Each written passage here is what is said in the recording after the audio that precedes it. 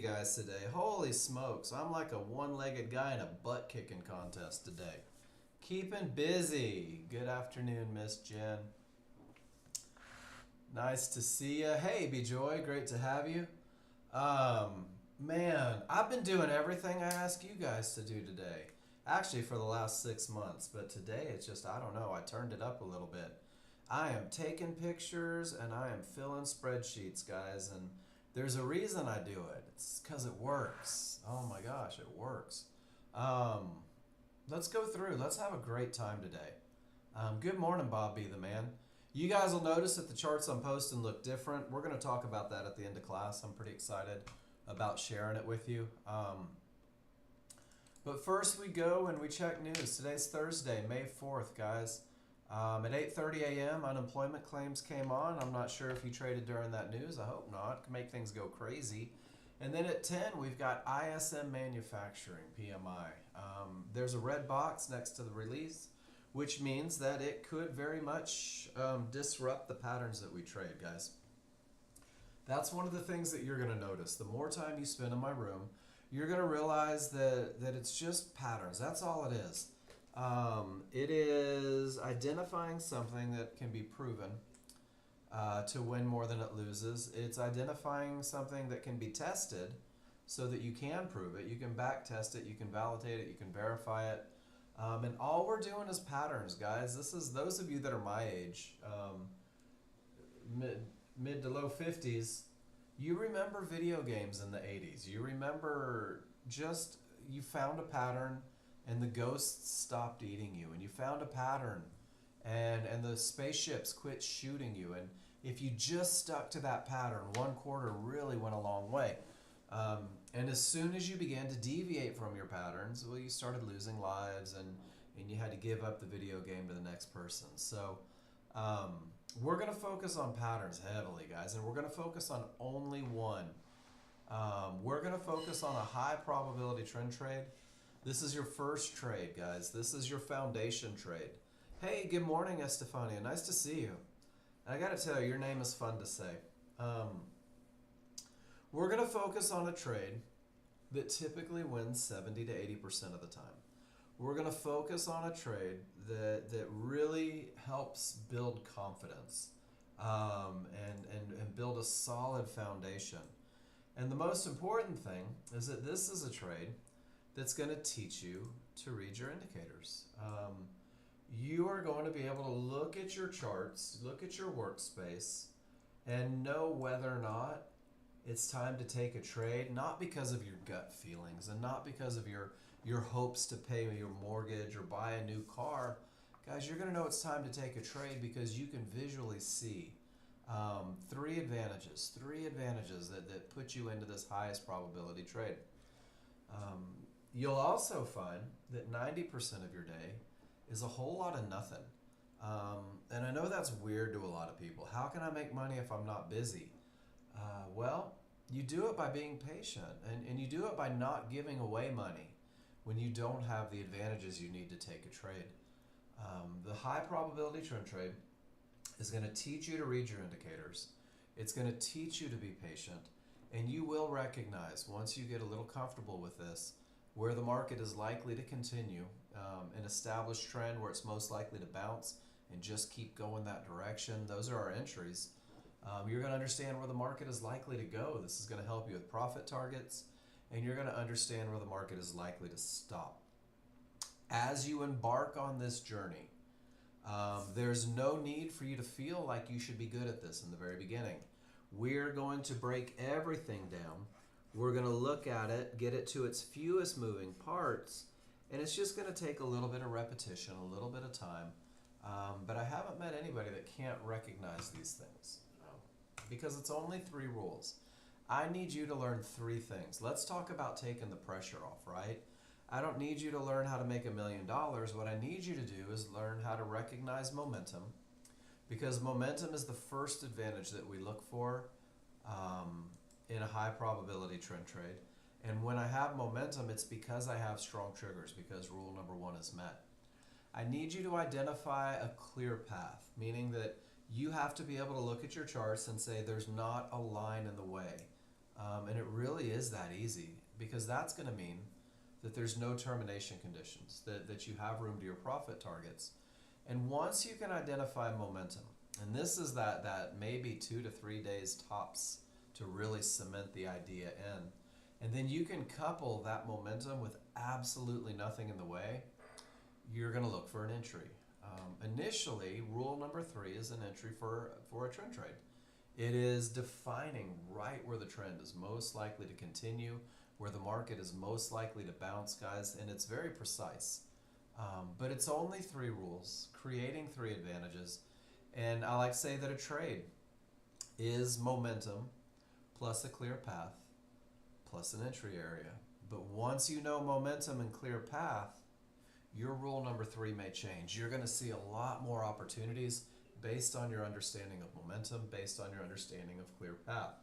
And the great thing is only 3 rules, and it's only 2 charts.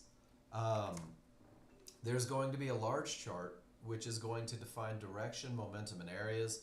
It's going to use the most current bar to do that. Rules 1 and 2 must be met on the large chart through that first bar. It's a very broad stroke of a brush, guys. It's going to show you the overall opinion of the market. Your entry chart is a small chart. It's a faster chart. And it's going to show the inner workings of this bar and allow you to buy or sell a retracement, to get into the market. Rule number 3 is going to allow you to reduce risk and increase profit potential, because it's refining this very slow moving look that the large chart gives. Large chart is a large crowd. This is how I want you to think about it. These are the folks that create trends, that establish momentum and react at areas, and your highest chance of success comes from trading with them rather than against them. The small chart is a small crowd. They fight everything the large crowd wants. Rule number 3 has you pinpointing where their fight is most likely to lose. And the great thing is that their fight typically loses 70 to 80% of the time, guys, and that puts you in the position to have the potential to win up to 70 to 80% of the time if the rules are met for the high probability trend trade. So we're going to have to learn those rules. This is how your morning's going to go, how every morning goes. We discuss the trigger line and the Fibonacci rules for when it's okay to trade. I will break down each of the 3 rules individually. We're going to talk about how to recognize them visually, and we're going to create a correlation between what we see and what it means to us as traders, those advantages that they provide. All of you have the ability to simulate and to practice and to get out there and do everything you can do to practice these rules. And then the first step to becoming a confident trader is posting your trades in the room, guys. This is an educational room. This is a room where I give you feedback on everything that you do when you post it in the room. This is not your grandmother's refrigerator. If you make mistakes, I'm going to tell you that you made mistakes. If you got lucky, I'm going to tell you got lucky. If you broke rules, I'm going to tell you you broke rules. So if for some reason your rules are not the high probability trend trade rules, what I need from you, actually I need this on every picture, I need you to tell me what you saw, because this is a chart reading class. Tell me about the momentum that you had and describe to me whether or not you had a clear path. Let me know where you entered. You can even tell me where you exited if you want to work on some management. But through telling me what you're doing, it lets me know how you're reading the indicators. And my job is to make sure you're reading them correctly, because there's nothing worse than believing you had nothing in the way when you actually did, or convincing yourself that you had momentum when you didn't. So I'm going to go through and see how you read it and make sure that you're reading it accurately. And if you're not, we're going to have lessons. And if you are, we're going to virtual high five, guys. I love to celebrate victories. I don't know about you, but I feed off of attaboys. You tell me I'm doing a good job, I want to do a better job. And that's how I try to teach my class. I want you to try to trade the rules. I want you to attempt to follow the plan that I give you. Because if you just jump in out of the market and you're just hoping to rack up simulator dollars, the dopamine's real, guys. It's a short-term victory, but your brain doesn't know that you're not creating long-term success. So I encourage you guys, focus on following a plan, following the rules, and I will give you a plan. But post in the room, be very active in the room.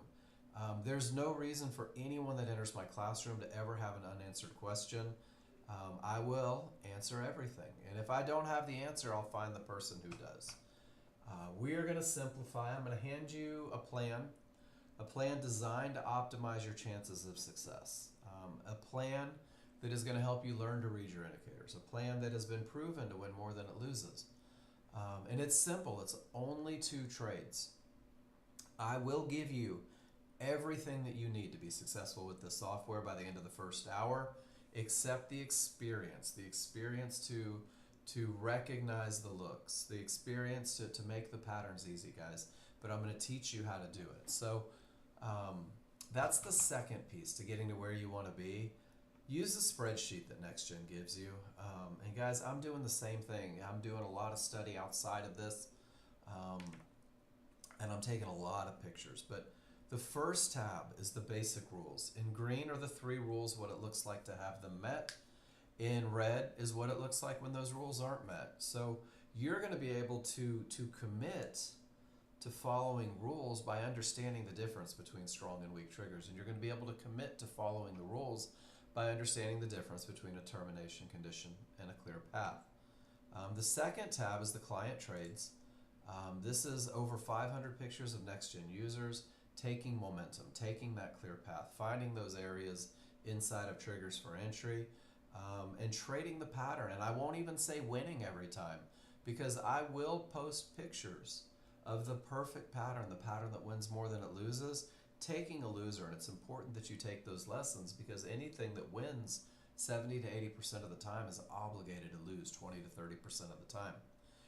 Entries for the brand new user are very important, defining where the market is most likely to continue, because great entries create manageable trades. So there is the entry sequence for both longs and shorts. On the plan I give you, there is a super mechanical, pull the emotion out of it management plan for new users. There's the pictures for it. We will cover them. But I want you to remember that this high probability trend trade is your first trade. It's the trade that's going to teach you to see the other trades. It's the trade that's going to teach you to be able to manage the other trades, to recognize the entry conditions for the other trades. So there are going to be opportunities to manage outside of the very basic. You have the ability to take pictures every day. I'm at about 40 pictures so far this morning, and I average 30 to 40 pictures a day, and I annotate them and I talk about them, and I build up my confidence through that repetition. As you begin to see the pattern for the high probability trend trade, when you study the pattern for the high probability trend trade, when you're scrolling back historically and proving these rules true, start taking those pictures. When the rules are met, start building your plan, creating that visual of what it looks like to have those advantages. As you work on management, I love to help people with management, which is why I encourage you to show me your trades start to finish. You can start taking pictures and building a management plan outside of the basic plan. And then the cool thing is you're just going to start seeing stuff. When it doesn't take a lot of effort anymore to recognize momentum and path, you're going to start seeing more patterns. You're going to start seeing these things. You're like, wow, I saw this yesterday and the day before, and you're going to start creating this correlation. Oh my gosh, when price accelerates away from large triggers, it almost always snaps back to them aggressively. Well, that's the gap theory, and you'll start putting pictures of those in here. And then finally, the trade tracking sheet, guys. And this one is going to pay huge dividends, because every time you take a trade, win, lose, or draw, especially lose, you can post a picture into the spreadsheet. You can talk about the advantages, you have the annotations, and most importantly, you have the feedback from class. What did Mark say about this trade? Did I read my indicators accurately? Hey, good morning, Kev. Was I aggressive into a termination condition? Did I enter too late? Did I hold too long? And guys, you'll get feedback on everything. So if you commit 3 to 5 minutes every morning, looking at what you did yesterday, did anyone other than me do this? This is still a huge part of my daily routine. What did I do yesterday? What worked yesterday? What do I want to repeat today? And then even more importantly, what didn't work yesterday? What was creating losers?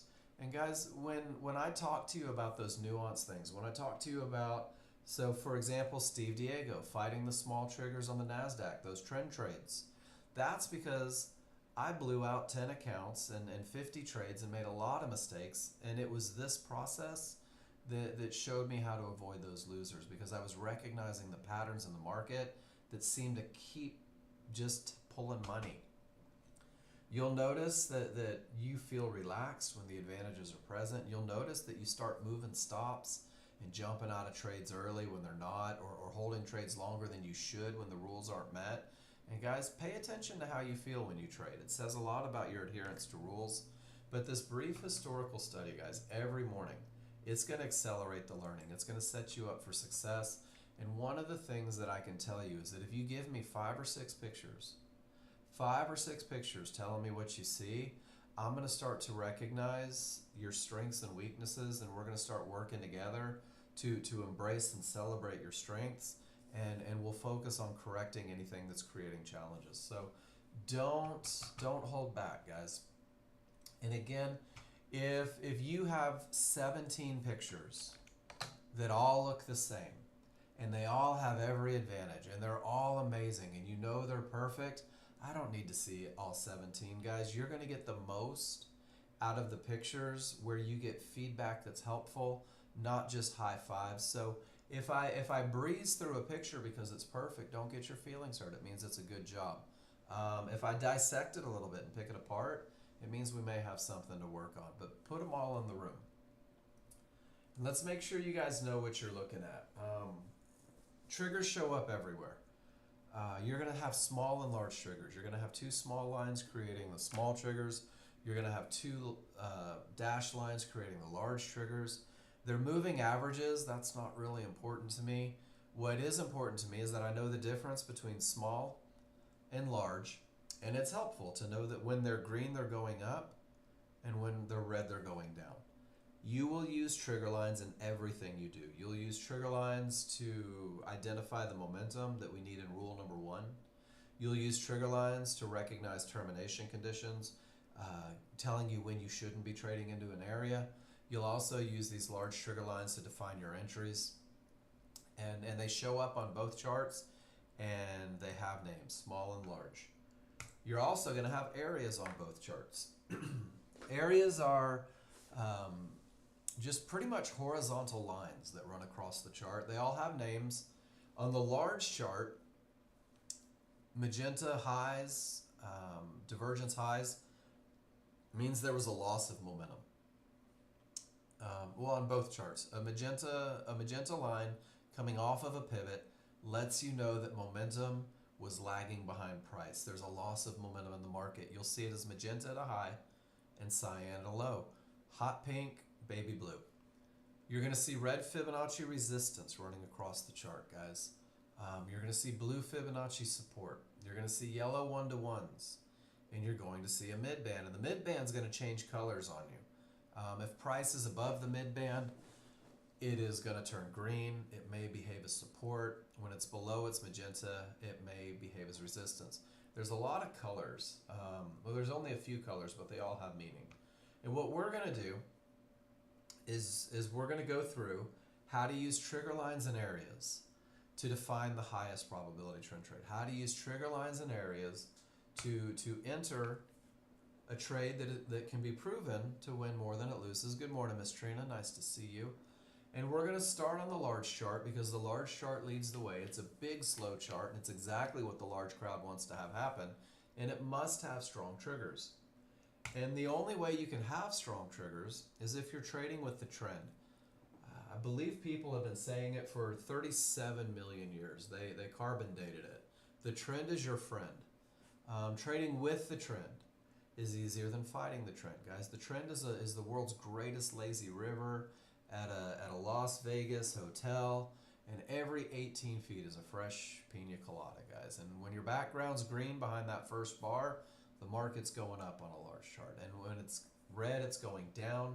And this is just a visual letting you know which direction you should be looking for your rules to be met.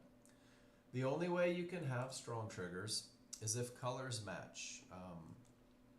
If my background is green, the trend is up. And in order to have strong triggers, both my small and large triggers must be green. In the downtrend, it's the same thing. They have to be red. And the look that describes the triggers as strong. It's when the smalls break above and away from the large triggers, or the smalls break below and away from the large triggers. It's that space that's created between the two. It's that gap. It's that distance between the small and large.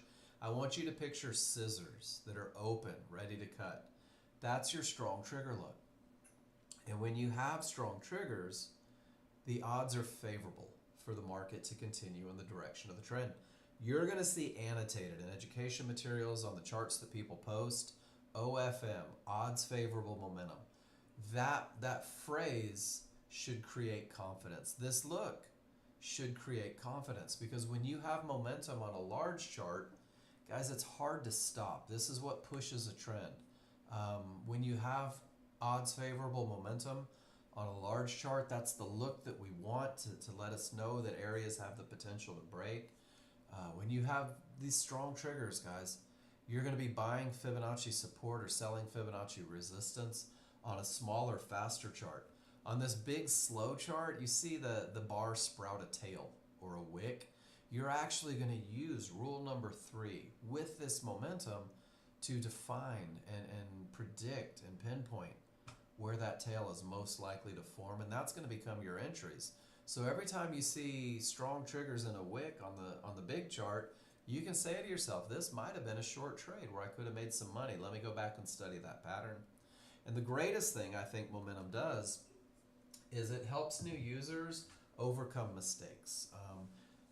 Since momentum is so difficult to stop, very often if you're embracing it, I see people breaking rule number 2 and getting away with it, because momentum is difficult and it tends to bounce, and it really kind of covers some of the mistakes we make. So it's a pretty easy look, guys. Separation is strength, which means that when they close, when the scissors close, when the smalls work their way back inside of the large, we have weakness. It's just the opposite. And when I have weakness, anything can happen up or down. I'm very much a word nerd. And I believe that if you look at strong triggers and your brain says odds favorable, it creates confidence. You can't wait to look for the next rule. But if you look at a trigger line and it's weak and you say, oh my gosh, anything could happen up or down, you're less inclined to risk your money on this look than you are with this look. And if we go back to a live market, let's just take a look. The most current bar. See how the smalls are breaking above the large? Oh, let me pull that down. The separation has started, guys. You have momentum, and it's building, and we're at the infancy stage of momentum. But it is there. And you can open up a chart, and you can go back, and one of the things that you'll notice is when there is separation, the market tends to push in that direction. Here's a great example. And it has the ability to break areas. And there's some of those tails, potential entry all the way up. And then when you get weakness, when those scissors close, look at the big retracement, guys. And that was a 29 down to double odd. That was a 30 tick, a $300 retracement. And your trigger lines told you that that could have happened, that anything could have happened. Weak triggers at key Fibonacci areas. Key Fibonacci areas are more likely to bounce. This was that huge run down this morning. And it started with weak triggers right at Fibonacci resistance. So I'm going to ask, what do you guys think? Not a hard lesson. Separation means strength. And when they're no longer separated, it's weakness. Rule 1 met, rule 1 not met. And guys, this is a flow chart. If rule 1's not met, it's okay to say, okay, it's not my trade yet. I have to be patient. I'm going to wait for that large crowd to create the momentum. If the momentum is present, we're going to make sure there's nothing in the way to stop it. We call these termination conditions, areas that could stop the market. And when there's none present, and you'll know about them long before you get to them, you have room to your profit targets. And guys, when you have room to your profit targets, we're going to call it a clear path. And the easiest way to define a termination condition, and remember, this is the large chart, it's going to be a horizontal line on the large chart. It's going to be a divergence high or low. It's going to be Fibonacci support or resistance. It's going to be yellow 1-to-1s, or it could even be the mid-band. And these areas on a large chart are where the large crowd are making decisions most likely. These areas on the large chart, this is where buyers are buying and sellers are selling. And this is where the big crowd buyers and sellers fight one another. And it's pretty outstanding because you see them before the market ever gets there. And it's a very simple recipe telling you to be a little patient, to not get involved in their fight. So if decisions are made at lines, the first step in defining a termination condition is letting price get there. Letting your dynamic Renko bars, price bars, get to Fibonacci resistance. And once it gets to Fibonacci resistance, the large crowd goes, shoot, we have to make a decision. And your trigger lines are going to help you understand what their decision is. Once price reaches the area, we're done with price. The trigger lines take over. The trigger lines will tell the story. So when price reaches the area, I want everyone in this room to ask themselves, where are my triggers? If your triggers remain below resistance, or if your triggers remain above support when price reaches those areas, guys, it's a termination condition. And rule number 2 is not met. And it means no trades into the area. Because when the decision making starts, when they reach the area and the triggers remain below resistance, above support, there's 4 things that could happen. I'm going to type this out because sometimes it helps people visually. There's 4 things that can happen when price reaches and the triggers don't break. The first one is the area could break. And areas break all day long, typically with momentum. The second thing that could happen is what I call an untradeable bounce. And what that means is that the market might create a spike the other direction. The same thing we saw on crude oil just a second ago. That 30-tick bounce that would have pulled you out of and created a loser had you traded into the area.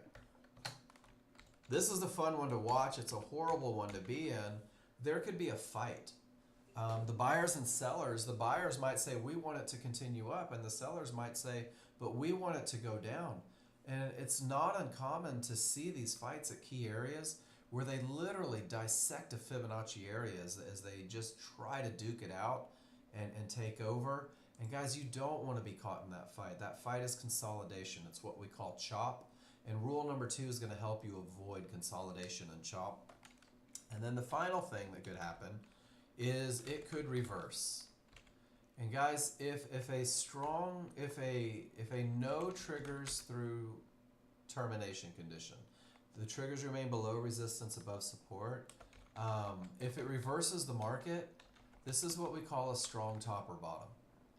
And a strong top or bottom is the precursor to the highest probability trend trade that you could ever take. It typically sets up moves further in the other direction. A strong top or bottom is rule number 1 for what we call a 50-50 trade. I'm about to show you what that is. That's the second trade on the plan that I'm going to give you. A strong top or bottom is rule number 1 for high volume area trades. A strong top or bottom is rule number 1 for momentum trades. Trades that you'll learn from your study here with the high probability trend trade.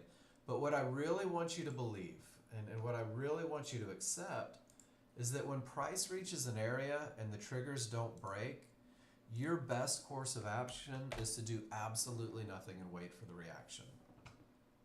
What do you guys think? That's pretty easy, right? If price reaches Fibonacci support and the triggers don't break, don't trade into it. And look at that. That's where the reversal came from. And if price reaches support and the triggers don't break, that's what we call an untradeable bounce. And look at how price dissects, caught right in between areas.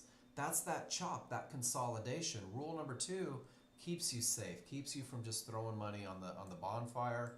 And the market reversed from key Fibonacci areas. And the market pulls back to support. And all the triggers are above, and sure enough, it continues up. And guys, a little bit of study is going to keep you out of an awful lot of losers once you go back and you learn to trust these. So this is the strong top or bottom. This is the reversal. And here is the break. And they break all the time, guys. If they didn't, we'd be caught in that consolidation forever. So this kind of goes through the life cycle, if you will, of a Fibonacci area breaking. Every line you reach will be a termination condition, even if it's for a fraction of a second because of the momentum. But anytime price bars hit resistance, I'm going to ask myself, where are my triggers? And if both small and large remain below, guys, it's a termination condition. Wait for the reaction. Wait to see what the large crowd wants to have happen instead of predicting and hoping and wishing and wanting that the large crowd does what you want to have happen.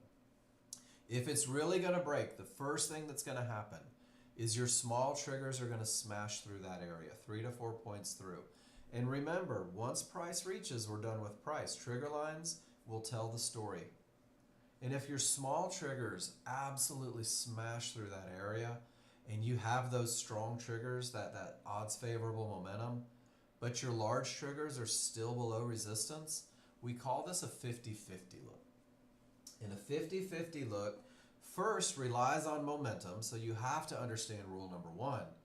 But what it's telling you is that because of the strength of the move in the market, because of the push, because of the momentum, this area has the potential to break. I'm going to give you a plan to capitalize on trend trades with this look. But the area is not broken yet. Your path isn't clear. So these trades have to be managed more assertively. It's called a 50-50 trade. 50% of your triggers are through, 50% are not. And then finally, if it's really going to break, your small triggers and your large triggers will get north of resistance. Once that happens, once the bottom line of the large triggers gets above resistance, resistance behaves as support. Guys, that area is broken. Your path is clear, and it actually remains clear until you reach the next line. And then we just go right back to 1. And we're back into that termination condition waiting for the reaction. And it's either going to fight, untradeable bounce, reverse, or break again.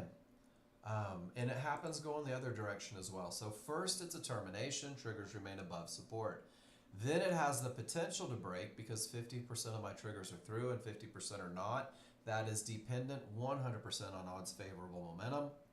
And once small and large get below support, guys, support behaves as resistance. Your floor becomes the ceiling and your path remains clear until you reach the next area. So let's open up that big chart again and see if there is any way we can study this. Oh my gosh. So the small and the large get above resistance, and look at that. The price comes back and tests it as support. Some of you might have taken a long trade here all the way to Fibonacci resistance. Resistance breaks, and then it hits the next line. The path is clear, and then it's not, and it pulls all the way back to support, and you'll notice that the triggers stay above, and the market continues up. Pretty cool, right?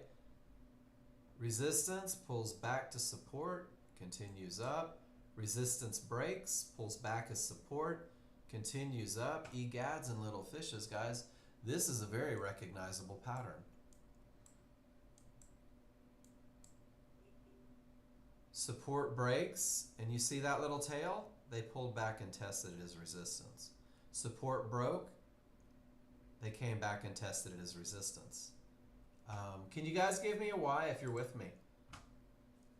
It's not a difficult recipe, but it does take a little time to study it, guys. It does take a little time. It takes some pictures. It takes some questions in the room. But rule number 2 is the most broken rule among new users because rule number 2 forces your hand on that patience, guys. There will be times when your path isn't clear because the areas are stacked a bit. This is literally 90% of your day. 90% of your day is doing nothing, and it's okay to do nothing because the futures markets exchange trillions of dollars every day, billions hourly. The S&P market on its own, the S&P futures market, trades an average of $173 million every day during the session. You need to capture $400 a day to put yourself in a $100,000 plus year. $400 a day, that's it. So your best chance of success comes from trading away from Fibonacci areas, allowing them to break, and trading that momentum to the next area. And you're going to see some outstanding examples of that this morning. And what you're going to recognize in a lot of the charts presented is that when you have momentum and path, people are finding a way to capture this money. They're finding a way to take quick profits. They're finding a way to get in after trouble and out before trouble. So rule number 2 is a large chart rule. It's coupled with momentum, and when you have that momentum and path, guys, all bets are off. You're going to look for entries. There is one termination condition that I will respect on a small chart, guys. So far, large chart has had the burden of momentum. Large chart has the burden of a clear path. But it's a slow chart. It's a very broad stroke of a brush. And inside of that one bar on the large chart, here's your refinement process. All of these bars exist inside of that bar. And one of the things your small chart will tell you is if you see 3 divergences in the same price range, well, that market may push up a little bit further than you wanted it to. It could terminate a trend. It could create an untradeable bounce the same way it happens on a large chart. 3 divergences can end a trend. Therefore, 3 divergences is a termination condition, which means that your rules aren't met. You don't have a clear path, and you can stop looking for an entry. But if it's not present, here comes the precision. And this is the one, I think it's the easiest to study, but it does take the longest to learn. But this is the one that's going to produce the most results for you guys, because great entries create very manageable trades. And your entry is rule number 3, and your entry is on a small chart. It is a fast chart. It's that refinement chart. We're taking all those inner workings and pinpointing. And it's so specific, so precise that you're going to use a limit order. You will literally wait for the market to come to you. And what you're going to do is you're going to buy or sell that pullback, that fight from the small crowd. And you're going to do it in an area, because areas can create bounces, but those areas need to be inside of triggers. So you're going to buy or sell a pullback in an area inside of triggers. And you're doing it inside of the triggers, specifically the large triggers, because price tends to return to the large triggers. And you can use those triggers to predict where the market is most likely to push down, where that fight is most likely to go. So somewhere between the 5-1 large triggers, which are smooth, and the 13-2 large triggers, which are stepped, we call those synthetic, they're both on your small chart. And all you have to do is put a box around them, and that's where the retracement is most likely to go. And if you allow them to be one on top of each other, well, that box becomes smaller. Your accuracy becomes increased. We call this favorable large triggers when they're overlapping one on top of each other, because there's the least amount of space for an area inside to create a bounce. And now we're going to go through the entry sequence, guys. And I go through this every day. Repetition creates recognition. When the large chart rules are met, when you have momentum, when the path is clear, you will turn your attention to the small chart to find your entry. And guys, this would be an uptrend. This would be odds favorable up and clear path up. And your small chart is going to be railing to the upside. And you're going to have that fear of missing out, that feeling like, oh no, maybe I'm not going to get paid. This stinks. I'm so unhappy. I hate Mark. And the reality is, guys, this is the beginning of the pattern. And the reversal bar that you're going to wait for signals the beginning of the fight, the beginning of the retracement. And remember, we're trading patterns. We're trading patterns that are provable, that are definable, that are repeatable. So every time you see this, you say, well, hold it, I just need the pattern to start. And the pattern starts with the reversal bar. And once you get the reversal bar, you can, with pretty awesome accuracy, define exactly where the market is most likely to retrace, where more down bars are likely to go. Price returns to large triggers. They're moving averages. And it happens all the time. I have large triggers and synthetic triggers, so I draw the box from the top line to the bottom line. If they were tighter, that box would be smaller. If they were split and divided from one another, that box would be bigger, reducing accuracy. So the tighter they are, the better it is. But trigger lines aren't bouncy. They don't create bounces. They don't continue trends. We look for areas inside of those triggers. We talk a lot about areas on the large chart, being able to stop a market. We talk about areas on the large chart, creating untradeable bounces. So I want you to think of these trigger lines as a brick wall. And price is the tennis ball. And the most likely spot for that ball to ricochet, to go the other direction, is off of something solid inside of those triggers. So This box, from the highest area, it happens to be a fib, to the lowest area, seems to be a mid-band. This is where the market's most likely to bounce and continue in the direction of the trend. This is where the small crowd is most likely to fail, guys.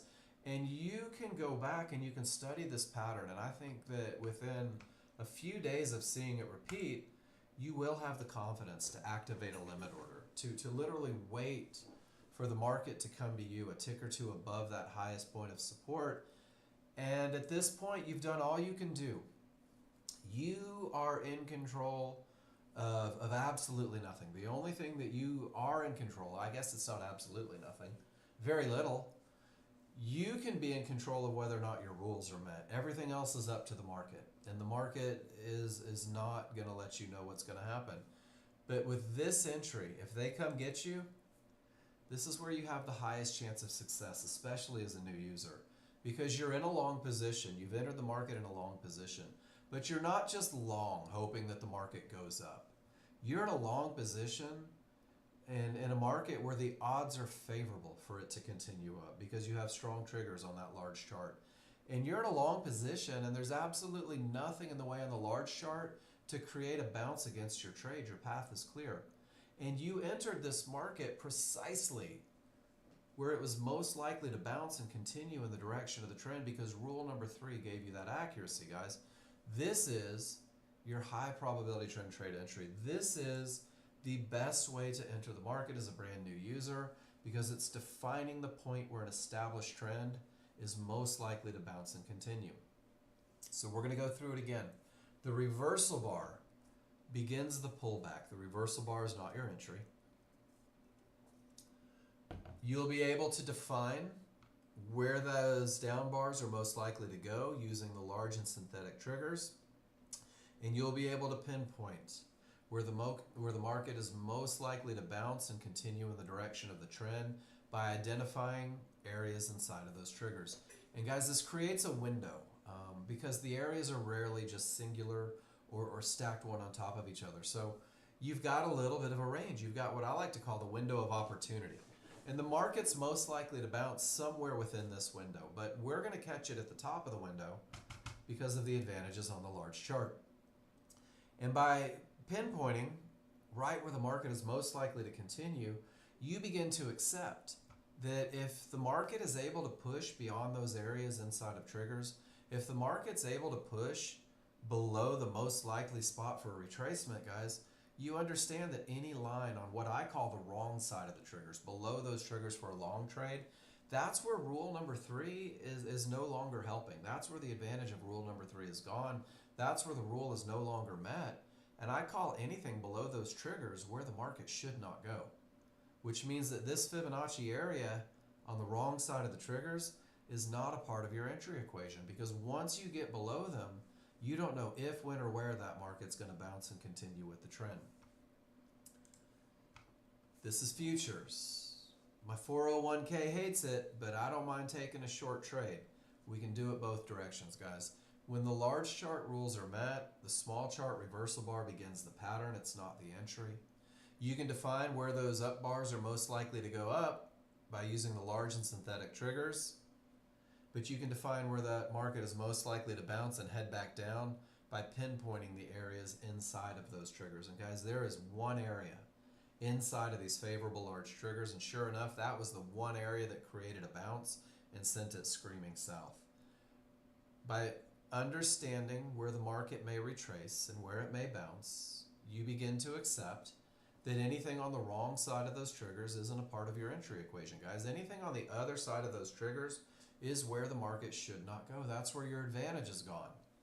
And that's going to pay dividends because that's the beginning of management, guys. That's your first stop placement where the market should not go, beyond the retracement zone, beyond the areas to create a bounce.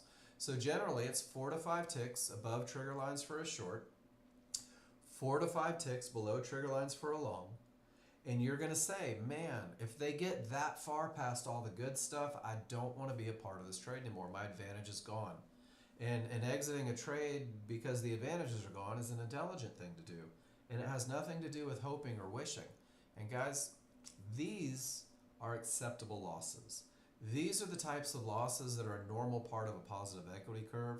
These are the losses that you can expect to take 20 to 30% of the time with the highest probability trend trade. But because it's a pattern and not a wish, because it's predictable, because it's repeatable, 70 to 80% of the time, if you're following the rules, that's most likely to be your reaction, heading off to targets. So it's important that you learn the rules, the very basic rules. Don't complicate the rules. Momentum is always momentum. Separation between small and large is always the first advantage. It pushes a market, guys. It's what we look for to break areas. And when rule number 1 is met, you're going to go to rule number 2. It's a flow chart. So if small and large are above support, then, or above resistance, resistance is broken. If only the small are above, it only has the potential to break. And guys, this is what it looks like when it's time to take a trade on the large chart. And the market is trading all the way up here at 97.05. Price is all the way at 97.05. And a very common mental challenge is people say, well, from all the way up here, there's only $80. There's only $80 between the top of this bar and the thing that could stop the market. And that's pretty normal. That's a healthy thought. But the reality is the top of this bar is the beginning of your pullback. That's where your reversal bar starts. And that Taylor wick that forms on the large chart, that's your pullback to support inside of favorable large triggers. So we don't trade the wick. We don't know if or when it's going to happen, but we can predict where it's most likely to happen by using the small chart, the refinement chart. And that $80 of potential profit, guys, suddenly it turns into, I think that's like $320. And now the trade seems worth it. Now you've got room to make money, and even more importantly, guys, if you're taking the pullback at the area, you're going to have the least amount of risk when you put that stop where the market should not go. So this is your pattern complete for the highest probability trend trade. This is what you can study every day. When the smalls are outside of the large, let's see if we can find the perfect one. Let me go this way. There we go. That's the one that we said some of you may have caught. Smalls are above the large. The momentum has started. The path is clear. And there's one of those tails. And I think I'm about to crash my Ninja Trader. Yep. So let me pull that back up. I'm going to have to rebuild all my workspaces today. I'm having challenges. But what we're going to do, guys, is we're going to show you how to study this pattern. One of the things that I say a lot, and I firmly believe, is that great chart readers aren't produced from taking trades as much as they are from taking pictures in the beginning. Because pictures help you recognize and really define what it is you're looking for. And when you recognize this pattern in a market that isn't moving, what you can do is when you see a market that is moving, you say without hesitation, absolutely, that's odds favorable momentum. And you say without hesitation, that is an area with the potential to break. And you say without hesitation, that market didn't really make it here, but here it did make it to an area inside of those triggers. And we'll talk about those large triggers way up there. But I want to look at the one that I tried to circle and I killed my chart. I'm going to put a circle on this tail. The separation has started and the path is clear. Would you guys be so kind as to give me a Y if you see what I see there? I want to make sure that it's not just me. That's a pretty good look. Here's the challenge. There were no areas inside of favorable large triggers here. And I have to say to myself, dagnabbit, that's not a rules-based entry. So I'm going to scroll back again and I'm going to keep building on my knowledge base here. And I'm going to have to look at this one and I'm going to put a circle on it. And guys, this is all this morning in the market. This isn't me going back 18 days to find one or two examples. And there's probably more opportunities in there. Your first tail, odds favorable, potential to break. It pulled right back to a mid band inside of favorable large triggers. Your second tail pulled right back to support inside of favorable large triggers, guys. This is one of those loving moments where the market comes back for you if you miss the first entry. This happens sometimes. But does everybody notice that it never went where the market shouldn't go? It never went on the small chart below those synthetic triggers. Your stop was safe if you kept it in the right spot, and all of that momentum carried you all the way up to Fibonacci resistance. This is what we're trading, ladies and gentlemen. This is what we're looking for. And the best of the best will always be odds favorable momentum. Here's another one. I think this was yesterday afternoon. Both momentum and path. And I'm going to back up on my small chart, and I'm just going to see what it looked like. And it never made it to an area. And this is one of those times where I have to accept that it's just not my money. Does that make sense, everybody? You guys doing all right? Most current bar says that I have momentum. Most current bar says that I'm trading directly into a termination condition. And my rules tell me that I have to sit on my hands until my small triggers smash through this area. And I don't know if they will. I don't know if the market's going to bounce and continue up from here. I don't know if there's going to be a fight between buyers and sellers. There's a great example of it right there. I don't know if it's just going to create a little untradeable bounce, maybe come up and retest something up here. So my rules say, because price reached support and my triggers didn't break, absolutely no trades into the area. Would you please give me a why? This is what it looks like in a live market when you've reached a termination condition. This is the most broken rule, new users. This is the one that forces you to sit on your hands and just do nothing for a second. And I don't know about you guys, I hate doing nothing. I struggle at doing nothing. I'm a do something kind of guy. So how do you get to where you want to be? This is where I start giving you everything you need, guys. Chart Reading 101, and I designed this and developed this to work with the spreadsheet because the goal is that you look at your large chart, that you insist on looking at your large chart because you know that it leads the way, and you identify momentum and path, guys. You recognize strong triggers, you recognize termination conditions. And once you understand those two concepts, it opens the door for everything else. It opens the door for the rest of the trades. So go back and take pictures. Take pictures, 25 pictures each of strong triggers. Take 25 pictures of weak triggers of a clear path of termination conditions. But don't just take the pictures. Every time you take a picture, I'm going to click on this one from the spreadsheet that says weak. Notice that it says smalls inside, weak, no momentum, rule number 1 not met. And there's my arrow pointing right to it. So I've got the visual of what it looks like when my advantage is gone. And now I've got this phrase that rattles in my head when I see it. And over here I see strong triggers. And there's separation and the colors match and odds favorable momentum and rule number 1 met. And every time I see this look, I'm going to get excited about that odds favorable momentum. So this Chart Reading 101, guys, it's designed to get you focused on building that core, those two concepts that carry you to the promised land. As you do it, I'm going to give you the high probability trend trade checklist. The first page is what it looks like to have the best of the best entry for the highest probability trend trade. And that begins with a strong top or bottom, which is that termination that reverses the market. It insists on momentum and says you can't have weakness. It says that you must have a clear path, not the potential, not a termination, but an actual clear path. And then it helps you define your entry all the way down to the limit order. The second page is that spreadsheet without the pictures. This is the one that you can print and put on your desktop.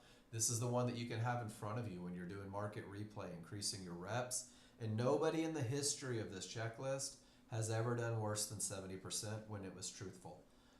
I had a couple engineers run it through the ringer, and they did a 400-day test, and it was either 82.3% winners or it was 83.2%. I may transpose the numbers.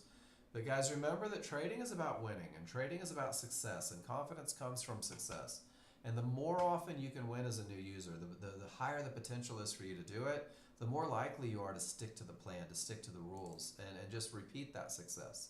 So this KISS plan is designed to do just that, guys. This is your stepping stone.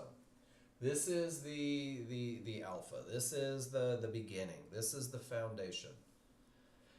The high probability trend trade may not be your get rich trade. I think it's perfectly capable of it, but you guys get bored. This is the one that allows you to see your get rich trade.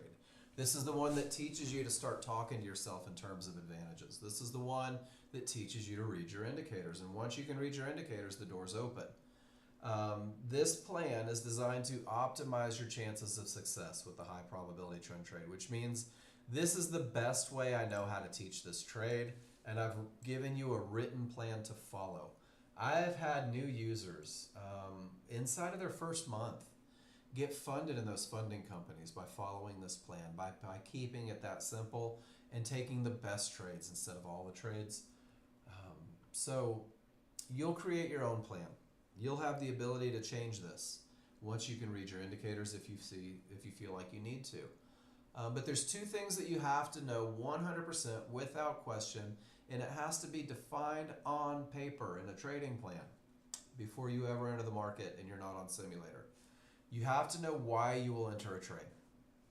And I hope the answer is because my rules are met, because my rules describe a pattern, and the pattern has been proven by me to win more than it loses. And I've done the study to verify that that's truth, and I've done the study to make sure that I believe and trust that this is in fact the pattern that wins more than it loses. So there is zero reason for me to hesitate if my rules are met. I'll never know what the outcome's going to be, but I know that I have an edge, an advantage, that this is the pattern that lets me know that yes, I will lose 20 to 30% of them, but I'm going to win 70 to 80. Guys, that's a recipe for success, and that helps remove emotions. When you know losers are possible, you stop worrying about losers as long as the execution of the method is solid. And then you have to know why you're going to exit. And exits are hard because it means you have to get out of a market that could go more in the direction of your trade.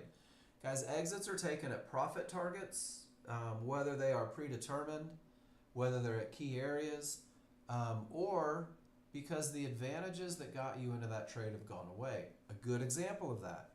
If I take a high probability trend trade and 3 divergences print on my small chart during that trade, it means that my advantage of a clear path is gone and I will choose to exit that trade.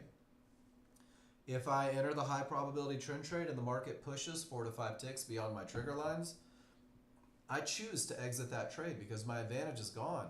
Because hope is a horrible way to trade, guys. It's a rough plan.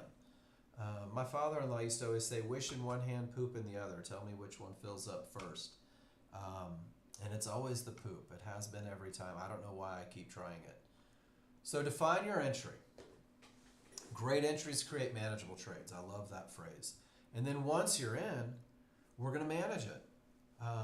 There's an old, I don't know if it's an old saying, but I did a lot of research. How do I know I'm getting good at this? Is essentially what I was Googling. How do I know I'm getting good as a trader?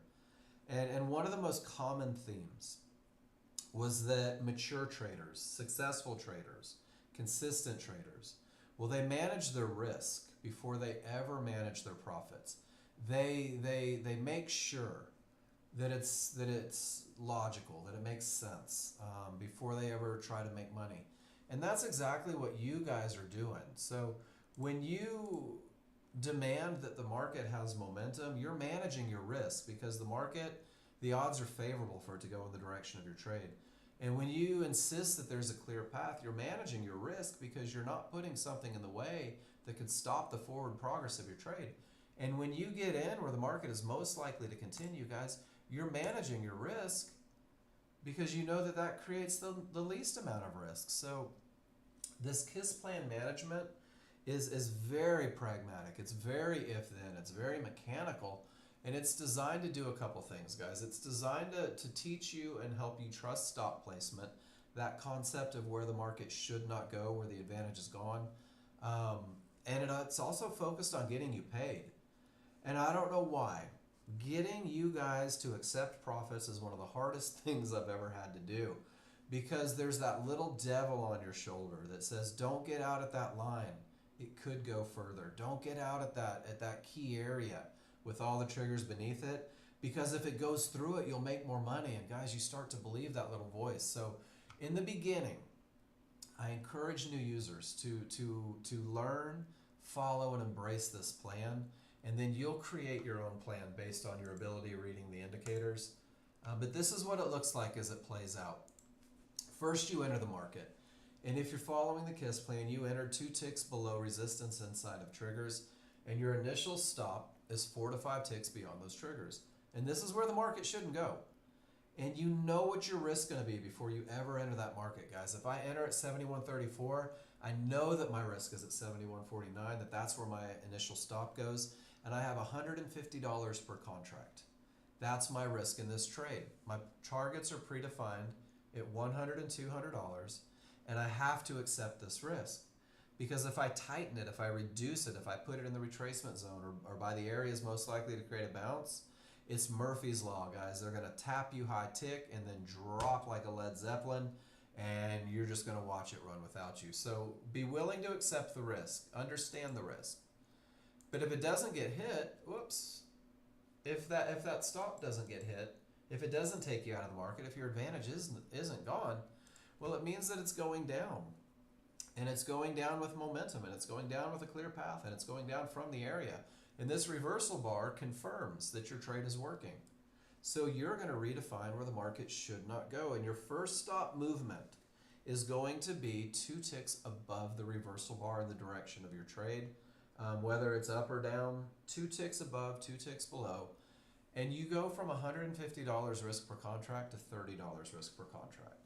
You have dropped $240 worth of risk when the market confirms the move. It still doesn't guarantee a winner, but a $30 loser is not too terribly difficult to stomach. And if it doesn't stop you out, guess what? It goes to your first target, and it's only $100 away from your amazing entry. And if it goes there, one contract is automatically pulled, and those profits go into your account. And now you're successful, guys. Now you've been paid. Now you're a day trader. And with one contract remaining, you're going to move your stop to break even. And this is going to help you build trust, guys. This is going to help you build trust in the idea that the only reason you entered in an area inside of favorable large triggers is because of momentum and path. Is because the large chart said we're going down, and we're going down with ferocity, and it's going to be difficult to stop us. And that break-even stop gives you the courage to hold for the second target. And the second target is only $200 away from your amazing entry. And this plan aggravated the ever-loving crap out of my brother, because he's been reading charts for so long that he sees the potential for all the big moves. But as a brand new user, this gets you comfortable getting paid. And what you'll find is that getting paid isn't always about the big move. There's a wonderful phrase that you're going to hear in this classroom all day long. Base hits pay bills, guys.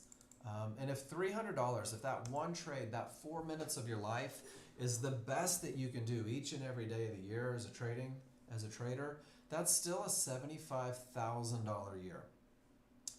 Add $100 in there somewhere, guys. That's 6 figures. And here's the thing. Your account doesn't know if you reached $400 through 4 separate trades that only made $100, or if you made $400 in one trade, guys. It doesn't know. But what the math says is that $400 a day at 252 trading days a year, guys, that's a 6-figure income. That puts you above the average income of most humans.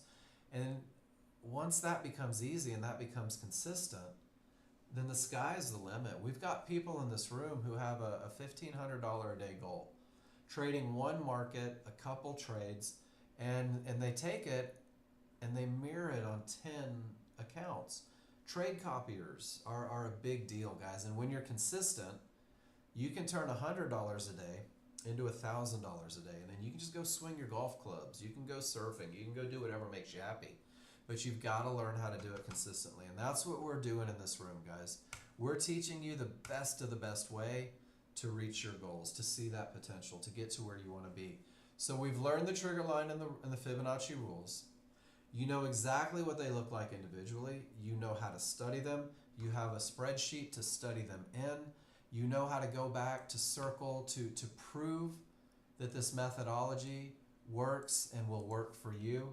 There's the spreadsheet again. I think I gave it to you. I'm not sure. And then I'm also giving you a zip file. And inside of the zip file is that chart reading 101. Hoping that you'll take pictures and create recognition. It's that high probability trend trade checklist, and that thing's going to pay dividends when you go back and retrade the day on market replay, because you'll be able to pause the market to check your list, to say to myself, hey, do I have this? Is this in place? And guys, if it is, you can activate your limit order and restart the market, and that will show you the potential of what we've been teaching all day. You now have a trading plan. You have something to follow. And most importantly, and let me sound like I'm a big deal here, you have a coach, you have a mentor, you have the ability to post your pictures in this room 15 hours live all day. And what I do is I give you feedback. We talk about your chart reads, we talk about your entries, we talk about your exits.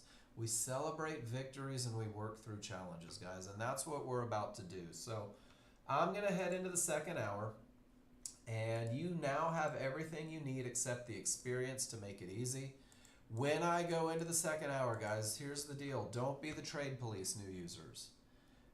But because it's an educational room, every picture presented, I will discuss momentum, path, and entry, guys. Every picture, I will discuss momentum, path, and entry. And you guys know who you are. If you're fighting path, if you're fighting momentum, if you're going counter, I'm probably going to point it out and move on. You have a plan. But I want you new users to see, to recognize, to realize that 90% of the winners presented in this room have momentum and nothing in the way. And then the Nexgen users have found a way to capitalize. So go stretch your legs for a second. I think it's important to not just sit in front of the market all day long. And then guys, just, I don't know, I'm going behind the pulpit. Can I get like an amen or a hallelujah? With all that momentum, your rules said don't trade into that blue line. We drew that circle at 951. What did the market do off of it, ladies and gentlemen? What happened? This is what we call avoidable losses. And once you trust the methodology, oh my gosh, guys, you'll never want to do it. You'll say to yourself, that's not my money, that's not my trade. I don't need to take this trade to be successful. I just have to wait. Let me give it a minute. Now I got momentum the other direction. Now I've got the potential to break. Hell, I have a strong bottom. There may be a little opportunity up here, guys. Watch crude oil. See what happens. I'll be back in about 5 minutes. Talk amongst yourselves. Post them if you got them.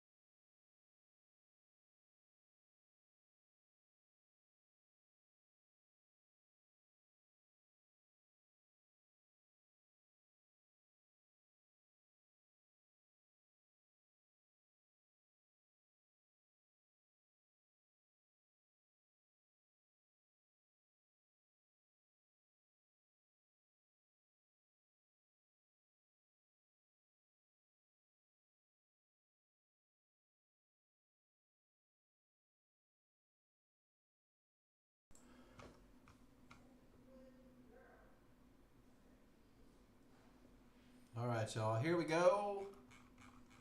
I'm going to go up to the top and I'm going to start clicking on the pictures that you guys posted. Man, Maxim, you posted in the room yesterday and I missed it.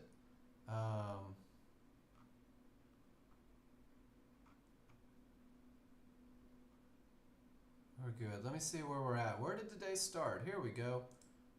Pete says from yesterday afternoon, guys, this is the Pete show. So I'm going to click on all of his pictures and we're going to see what's going on in the wonderful world of Pete. Weak top because the small triggers got through. So guys, there's a lot of lessons, great annotation. Weak top, triggers are through, but he has odds favorable. And it looks like he's trading that momentum to get to the fib. He gets in, he gets out at the fib, and then when it bounces back and creates a medium probability trend trade, he re-enters, makes the same money twice, and then gets out on the way down to the next fib. And Pete, awesome job. Momentum and path, guys. Momentum and path. And then when everything is down and the area breaks, he says, look, I can make more money. Quick little 5 ticks, $200, couple of seconds, nothing in the way. All indicators agree. I love to see the pictures like these, guys. Odds favorable momentum, everything says up. Pete says, once again, I can capture a little bit of money 2 times. And Pete, I still think your stops are pretty aggressive. And I don't solicit trading advice, guys. I'll never do it. But absolutely nothing changed in this trade. Absolutely nothing. And it was all the advantages that got you in. And 3 ticks is great, covers commissions and stuff. But I just think as long as this is screaming up, man, your advantages were in place. Now we're going to talk about this one. I saw this one. And I do want to talk about it. So sometimes they just don't work, boys and girls. This is true. Sometimes they don't work. Should have been a great 50-50. Guys, I disagree wholeheartedly. And Pete, I respectfully disagree with you. Because your 50-50 started from a weak bottom. Your 50-50 started with not from a key area, not from a termination, not from a decision-making point. And guys, when you have a weak bottom, when it's not a strong top or bottom, 50-50 trades are less likely to work. And one of the patterns that you'll see over and over in the market is that when you have a weak top, the mid-band area, especially with fibs, tends to hold. And when you have a weak top, the market's more likely to continue up. And let's see if we can find it again. There's that weak bottom, and it comes back to the mid-band area, and then it continues down. And you see this pattern a lot. There's your weak top, right back to the mid-band, right back to fibs, the market continues up. So one of the things when you look at the KISS plan, and we talk about that potential to break trade, if you're not coming from a strong top or bottom, that trade is less likely to work. It's a beautiful look. It has the advantage of momentum. Everything on this looks perfect with the exception of the strong top or bottom. So brand new users, you're going to have to say the rules weren't met. Experienced users say this is worth a shot. And it's up to you, without a doubt. And then they got you on the gap theory. Pete was trying to trade that gap theory down to the triggers, and it just didn't work. A little snippet. I saw that one too in there. Good stuff, Pete. So Badger, a strong top and a weak top. It has everything to do first with termination conditions. Let me find it for you here.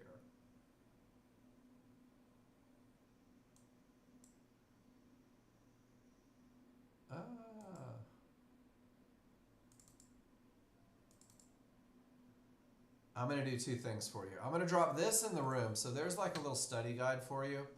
But I'm going to open this up. So a strong top or bottom is a termination condition. And if you remember, Badger, when I talk about termination conditions, These are the key areas. These are where the men and women that control the market are most likely to make decisions, whether it's Fibonacci resistance or Fibonacci support. So if the market moves up and reaches one of these key areas, hits that area, becomes a termination, the triggers don't break, and then the decisions made were so impactful that the market reversed and headed the other direction, that's what we call a strong top. And it's strong because of the decision-making zone, because of what happened. And the same thing is true at a bottom. First, it's a termination, which means price reaches an area. And then it's a strong top because it means it reversed the market. So that's your picture, strong top or bottom. There's a little read on it there for you. And then if you go back, what makes a weak top? And we'll take this picture. And what I want you to see is that this pivot down, it's not coming from a fib. It's not coming from yellow 1-to-1s. And this divergence, this loss of momentum indication, this wasn't even true until about right there. It takes 2.5 bars to know that divergence is true. So it didn't even reach a divergence line. It literally reversed from the middle of nowhere. Does that make sense, Badger? And because there wasn't one of those key areas creating the reversal, we call it weak. And then the flip side is if it is a key area that creates the reversal, we'll call it strong. And because of the strong top, or a strong top or bottom, it just increases the likelihood of success. Let's see if we can find it. On one of those 50-50 trades after.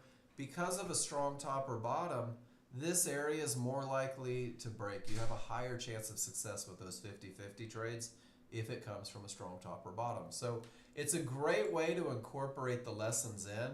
It doesn't mean that it's guaranteed to break, obviously. We're starting to see the market fight between the buyers and sellers right here. Good question. I hope that answered it for you.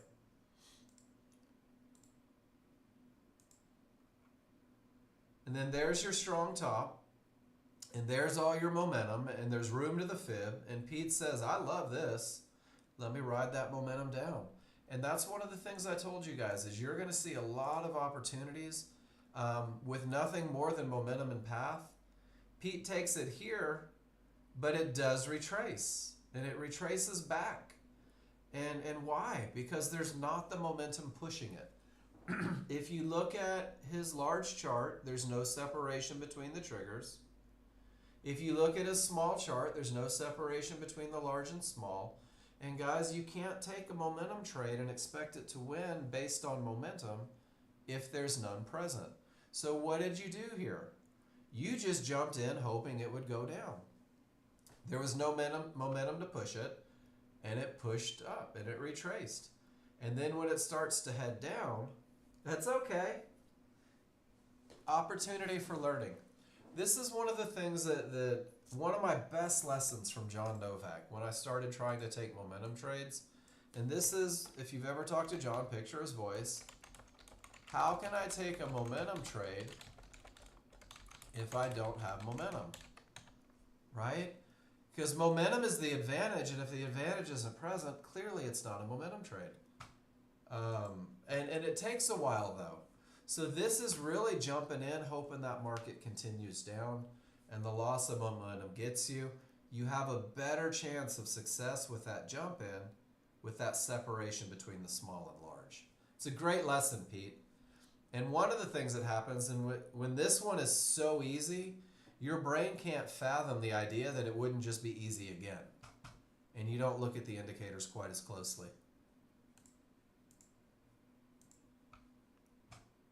Now we have a strong bottom and the potential to break.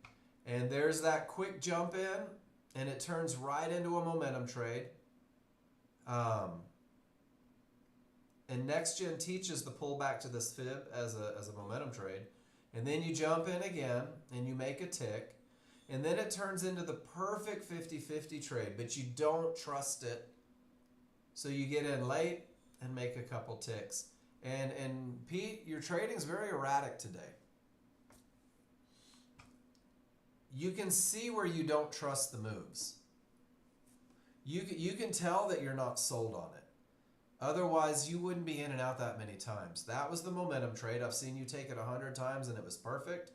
And that was your trend trade. And I see you take it 100 times and it's perfect.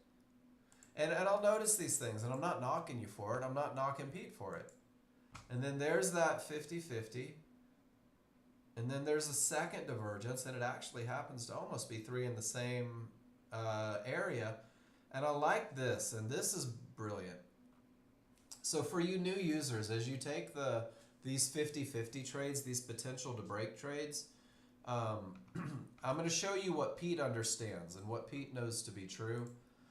So when Pete looks at his chart and he sees that 50-50 trade, what he has to do is he has to say instantly, I don't have a clear path.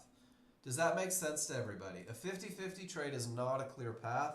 A 50-50 trade is potential. And what gives an area the potential to break? We rely on momentum to break areas. So this is how your chart reading is going to pay dividends to you. Is you're going to look at this picture and you're going to say, okay, it has the potential to break, but it's not broken yet. And divergence is a loss of momentum. And Pete's going to say, one loss of momentum, I'll take it. Even two losses of momentum, it's worth a shot. But man, if I get that loss of momentum again, I'm not just going to jump into this market. I already don't have a clear path, and I can visually see the momentum I need to break the area going away. And this is a great not taking the trade moment. And it's all because of those core advantages. What does my large chart say? Large chart says up with strength, but only potential. And my small chart is showing the change that the momentum is going away. And that's perfect. Great. I love this one, Pete. Awesome job on that. And there's that consolidation. All right, scrolling back up. Pete, good stuff, man. Thank you for posting those. A lot of good lessons in your charts for sure. Bob, be the man. Why I took this trade. Strong top, no triggers through, reverses the market. Odds favorable momentum, 100%. 50-50 trade. And then you let it get below anything that could create trouble. Guys, look how he does this. And this is awesome. If decisions are made at key areas, Bob lets all of his price get below that area. He goes, I'm going to get price south of anything that could create a bounce. And then he just jumps in and rides that momentum. And this is a beautiful way to use path and momentum, guys. And he just jumps in. He lets price get away from the area that could create a bounce, and look how it did. And he just rides that momentum all the way down to the key areas. This is what is called the chili dog. It was invented by a Nexgen user, and it's being imitated by most. And then here we go again. Everything says down. It's not the best momentum, but it's still momentum. And it pulls right back to areas, right inside of triggers. And since there were a couple beyond, he catches it on the way down and just rides it. It's a beautiful trend trade. And because it's a strong top, the anticipation is bigger moves down. Great job on that one too, Bob. And then everything says down. It is a strong trending market. You don't trust the area on the wrong side of the trigger, so you get in with the reversal bar. It establishes your risk. And easy money once again. And guys, has everybody noticed that the large chart just doesn't have anything in the way, that every indicator on every chart agrees? And what a magical recipe for finding success. When everything agrees, guys, when there's nothing in the way, you're going to find a way. And Bob, expert trading this morning, and not one trade in determination conditions. Where are you at on the day?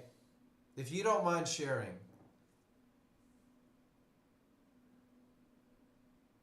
That is 3 contracts at 170 each, 340. That's like almost, we'll call it 550. plus another, I don't know, $300,000 maybe. I don't know. There's so many great trades in there.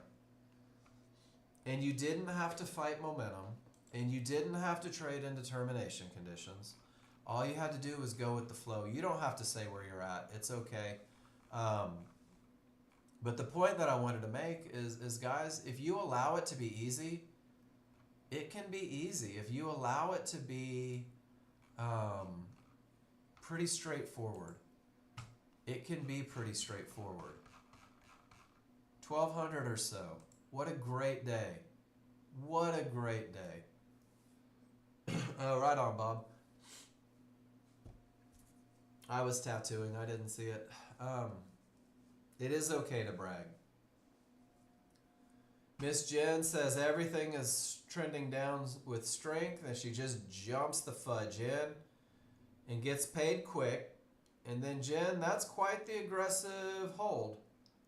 Directly into a fib, directly into a fib. Reversal bar, strong trending market is over. You sit through all of it, and I don't see... And then you jump in again down here and take them both off at the fib. Nice trade, Jen.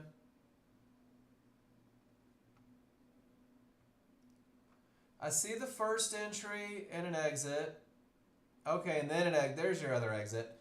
So you didn't hold through the pullback here. I thought you held through this little one to get to the fib. I'm sorry, I read that wrong.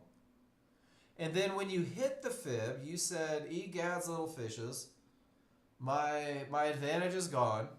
Let me wait for it to come back, and then you re-entered and got paid again. Beautiful. I'm so sorry. I thought you held through this, and I couldn't figure out why.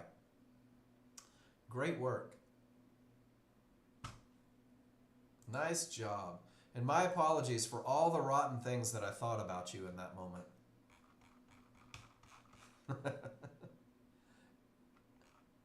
No, you're good. You're okay. That's my fault. It was 2 in and 2 out, and I missed that one somehow. I don't know how I missed that one. You did your job perfect. I did not excel at mine in that particular instance. All right, let's see.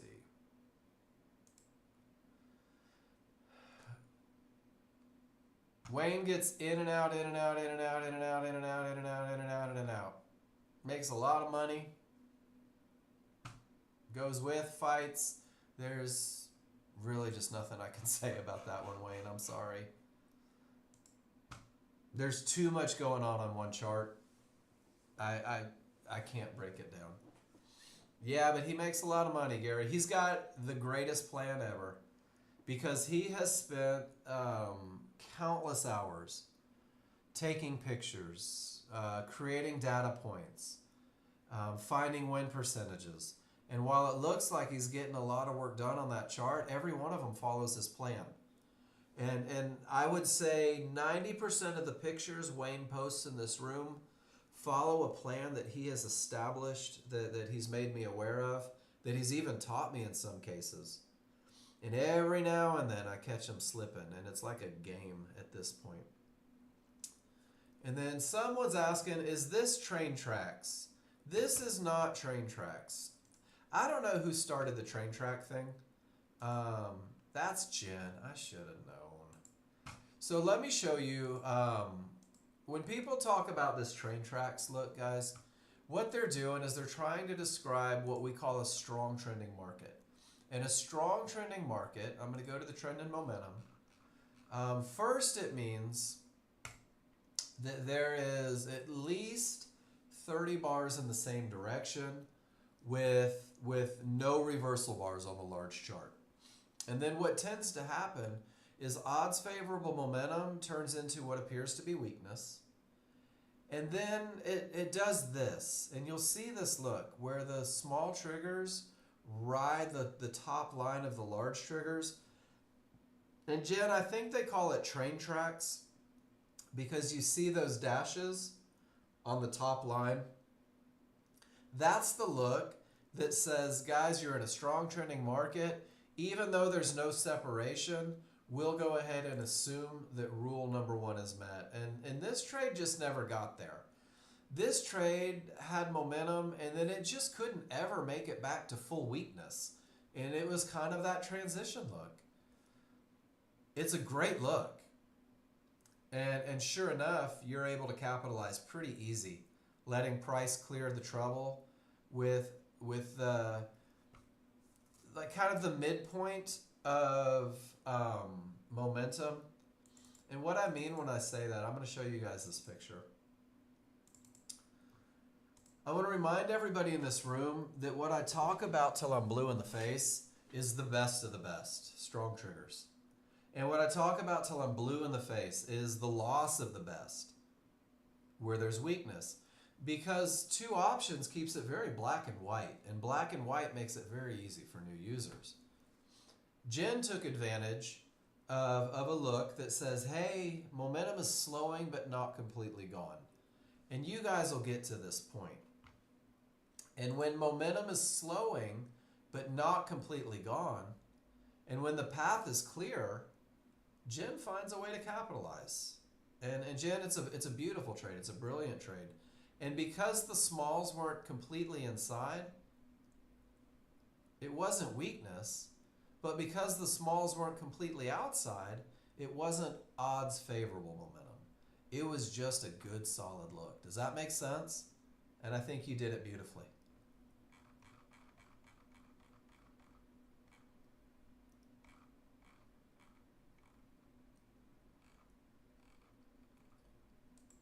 All right, Pete says, check it out, Mark. There's a termination, and I don't have momentum yet, and I have the gap theory back to my large triggers, but my small chart's screaming after 3 divergences, confirming that that is a good chance to be a top. And he gets in just below the Fibonacci, and he says, let me see if I can't catch a quick one. And the challenge on this one is those large triggers are lagging a little bit, Pete, and it is very much the gap theory in play. So that aggressive management pays dividends. Nicely done there. And then Cav says, look at this. Everything says up. My path is clear. They snap right back to the fib. Let me make some money. And it's not the best momentum yet, once again, but what it is that acceleration. They're going left, not right. They're going up, not down. And he's got the beginning of momentum and a clear path. And everything's above the fib. And he's like, let's go. And great trade, Cav. Those are harder to catch because it's the beginning of momentum. It's not like the best of the best momentum. And you did a great job with that. And then Miss Jen, odds favorable, no areas inside. You take it with a reversal bar. You get out with divergence. And then you're like, man, I'm on the wrong side. I don't dig it. Let me get everything to agree, and I'll ride that momentum up to the fibs. This is great. You take the trend trade, but you don't hope forever because you don't have any place to hide a stop because you're already on the wrong side of things. Great exit for break even. Great job getting paid. And then when everything agrees and this chart has momentum and path, JTFI, baby. Jump the fudge in and ride that momentum up to trouble. Great job, Miss Jen. Have you guys noticed that it's the exact same 5 people posting in my room every day? There's a very definite correlation between the success they're finding and the effort they put into taking pictures and annotating charts. I'm not even going to say it's the feedback. I'm going to say it's the time and effort that they put into studying patterns, taking pictures, annotating charts, guys. It's the same 5 people. Oh, we saw that one, Jen. Nice job. Wayne, you're covering all the good stuff.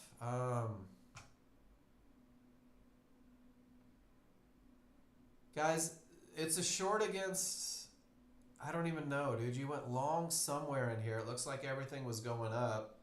Wrong side of everything. HVA, but there's no triggers. It looks like it's into a fib.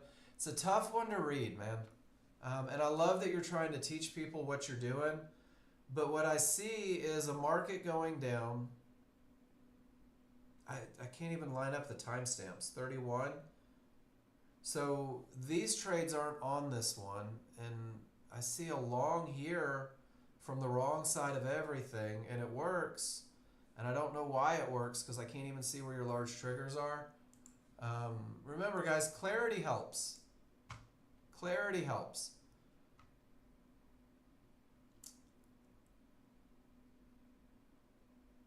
$50-50 from a strong bottom, and you go long from the areas inside of triggers, and it works out nicely for you. And then price reaches a mid band and the large triggers stay a full bar away. This one I can see. That's the gap theory. Guys, price accelerates away from large triggers, hits an area, it's most likely to close back, especially from a bad top.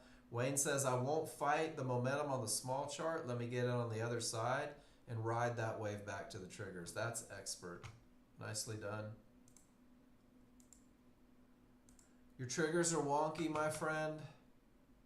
Momentum on this chart, momentum on that chart, momentum on this chart. Everything says up and Wayne goes down and just holds on for dear life. Nope, you didn't. Everything says up, he goes down, gets slaughtered. There's a lesson there.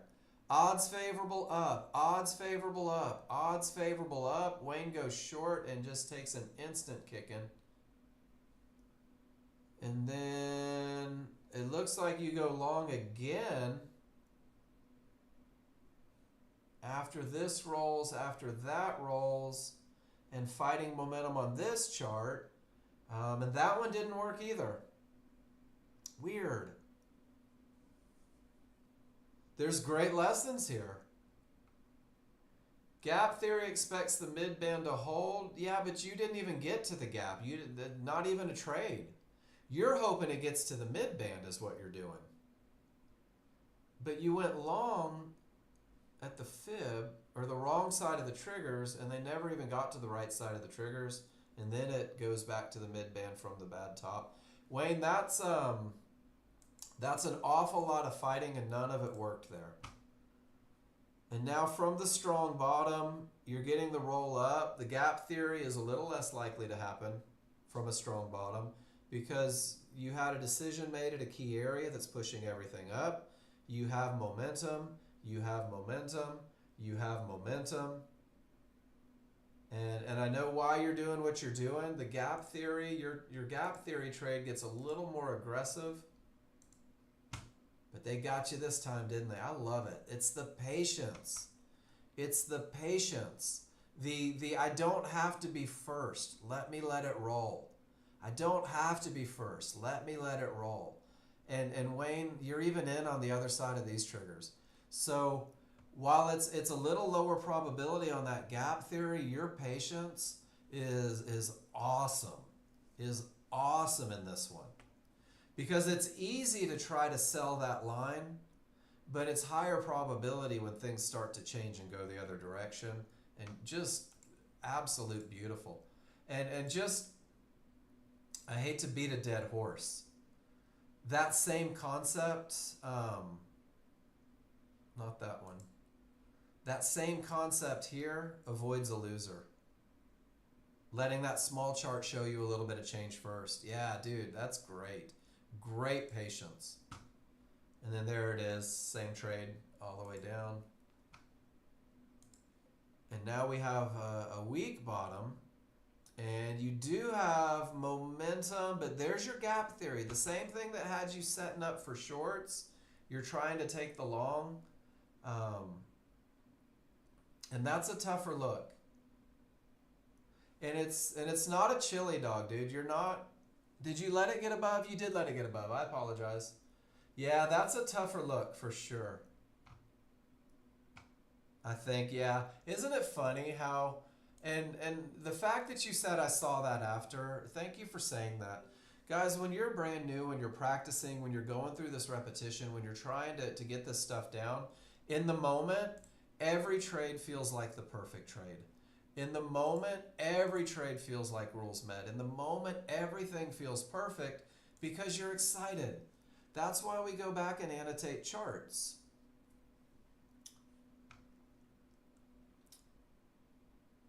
Termination, triggers roll, you take the long expertly.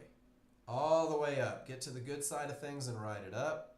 Absolutely perfect. Riding momentum with nothing in the way. All the momentum, perfect 50-50 trend trade, and absolutely perfect execution both directions, Wayne. And then, odds favorable momentum, everything says up, and you don't just jump in short arbitrarily. 3 divergences in the same price range says that it may push lower, and it's a weak bottom. And once again, Wayne, brownie points for patience, man. You waited for it to become a termination condition on the small chart. You waited for things to start changing on the small chart before you took your shot. And you let things change on your range chart before you took your shot. I don't think it did. Your range chart's still up. The smalls are down, but your range chart doesn't get helpful. Oh, there it is. There's your entry. Okay, they did. You waited and let them roll on the range chart. Yeah, it did help. I thought you were in here, and then I saw you writing here. Great job, dude. You're showing such a great level of patience.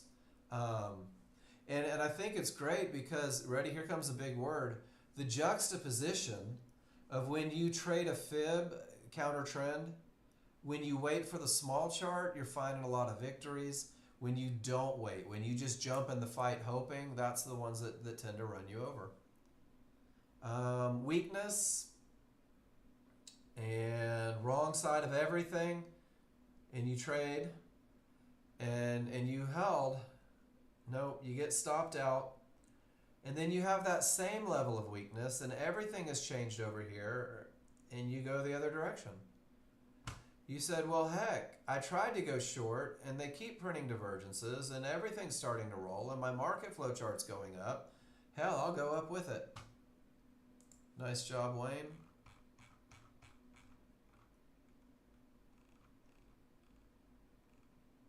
Miss Trina.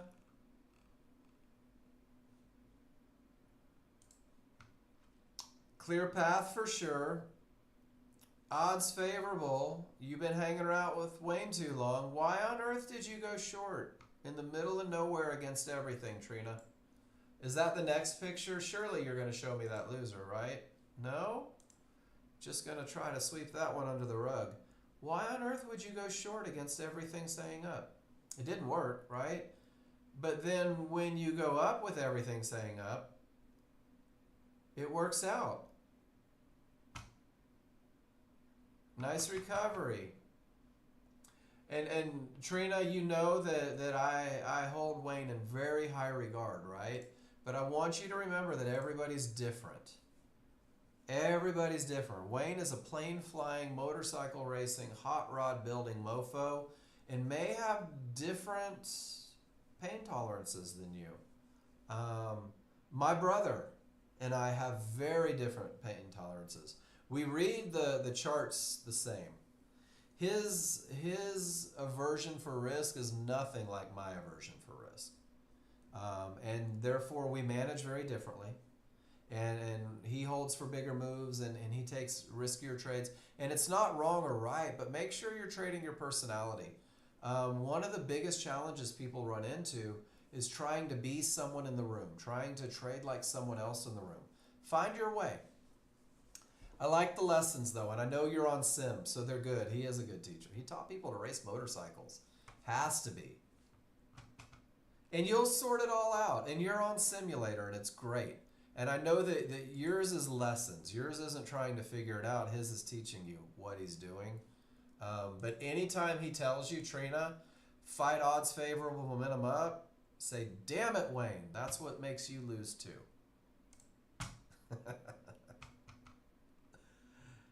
And I love that you're nailing this one. I love that you're nailing this one. Strong trending market, sell the mid-band until it stops working. Even if you right by the mid-band, I know what you're doing. Sell the mid-band until it stops working. And guys, this is such a good example. Trina and I discussed this, I don't know, either last week or earlier in this week, describing the strong trending market and saying just sell the midband until it stops working. And you've been executing flawlessly on this one. And I love seeing the lessons. And guys, when the market's going to give that to you, accept it. There's a lot of money to be made in strong trending markets. Bob be the man. Everything says down. Potential to break. Not an entry area. It's not inside of triggers, but they came back for you. And down it went. And that's a tough look, right? With the synthetics way up here from a weak top, only the potential to break. And you said, not my money. One of the hardest phrases to utter, and you did it perfectly. Weak top, odds favorable, clear path. Didn't fight the small triggers against you. I like it. A little bit late. And you take it down. From the good side of the triggers, it's easy money, right? This one was a little sketchy with the triggers above you. 1930. So what you're doing is you're taking this trade right here, Cav. You're taking the directly into a termination condition trade, not the letting it get to the other side where it's easy trade. Does that make sense? You're trading directly into multiple fibs instead of taking the trend trade from the fibs, and that was such an easy winner and a stress-free winner. Big difference in the looks. Then that was for the new users. Fighting the small triggers, hoping it works. And then when everything finally gets good, making that money. Nicely done. Remember, guys, I have to point it out. That's my job. That's what Nexgen pays me for. Because you guys that are brand new, I want you to see it. I want you to see what it looks like to break rules. And then you'll make the decision on whether or not you want to break those rules. Weak top, no odds favorable. Directly into one-to-ones. And the market lets you make money. I don't know why you took this trade either. No clear path, no momentum. Just jumped in. Trying to force something, yeah. Well, can we celebrate a victory? Your small chart had odds favorable momentum. It just didn't have anywhere to go. Just didn't have anywhere to go. You traded directly into the bouncy thing and it created a bounce. And then you got to the next bouncy thing and it created a bounce. And there's no room to do anything there. But Pete, the fact that you had momentum on the small chart was your saving grace. It's just, I love room to profit targets, guys. Room to profit targets. Room to make money. I like to have a little room so I can make that money. All right, Joel. Termination, full reversal, odds favorable momentum, get clear of the trouble. You didn't buy a reversal bar at all. You just jumped in with momentum on both charts and made it up to the fib. And you also fought momentum on both charts and got your ass kicked. So great lessons there, right, Joel? When you trade with momentum and nothing in the way, the money is effortless. And when you fight momentum, they take your money. It's no fun. That is such an avoidable loss. And I don't know if that was an accident. It may have been an accident. You may have meant to buy on the spike up and accidentally sold. I've done that. I've done that move. But I'm going to use it for illustration. When everything says up, it sure is hard to make money down. And then great recovery. And then this is the one, man, right? Everything says down. Small's below the large. Large are rolling. You're coming off a termination. And look at how the small chart just confirms everything that the large chart says. And Joel, I love this one. Cav, have a great day. It's perfect, isn't it? Everything says down and you go down. And I love your entry. I think there's huge, huge advantages, Joel, the way you take that on the way down instead of hoping it holds on the way up when you're using such big time frames. Nicely done. Trina, potential to break. This is actually a strong bottom, Trina. You ready for an awesome lesson?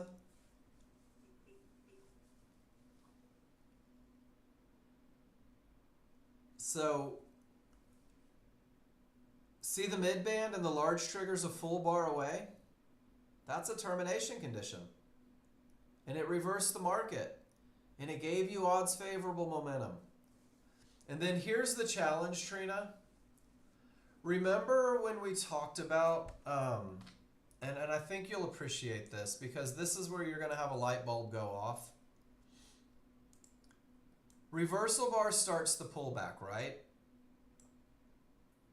And your reversal bar is already, it closed below the fib. This is that look where you have two options.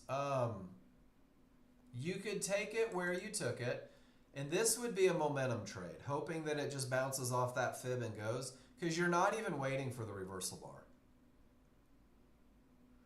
Once the reversal bar prints, and it's at the area that you're hoping creates a bounce, if you aren't already in, you have to assume that's probably the best entry. But the brilliant thing is your momentum trade turns into a trend trade. You know exactly where your stop goes, and you executed beautifully. And this is one of those ones, if the reversal bar that starts the process, if I'm looking for trend trades, I always wait for the lower area because I'm already past the bouncy point. But Trina, that is the perfect momentum trade that failed.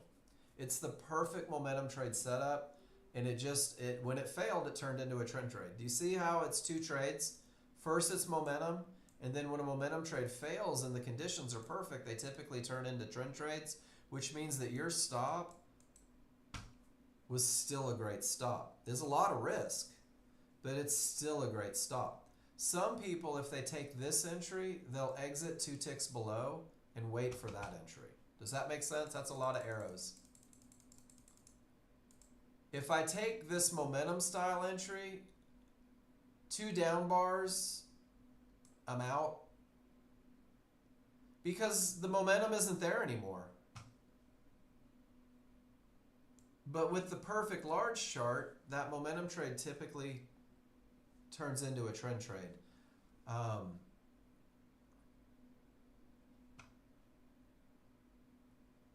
What does a momentum trade look like? Let's do this real quick. A momentum trade, let me find a good example of one.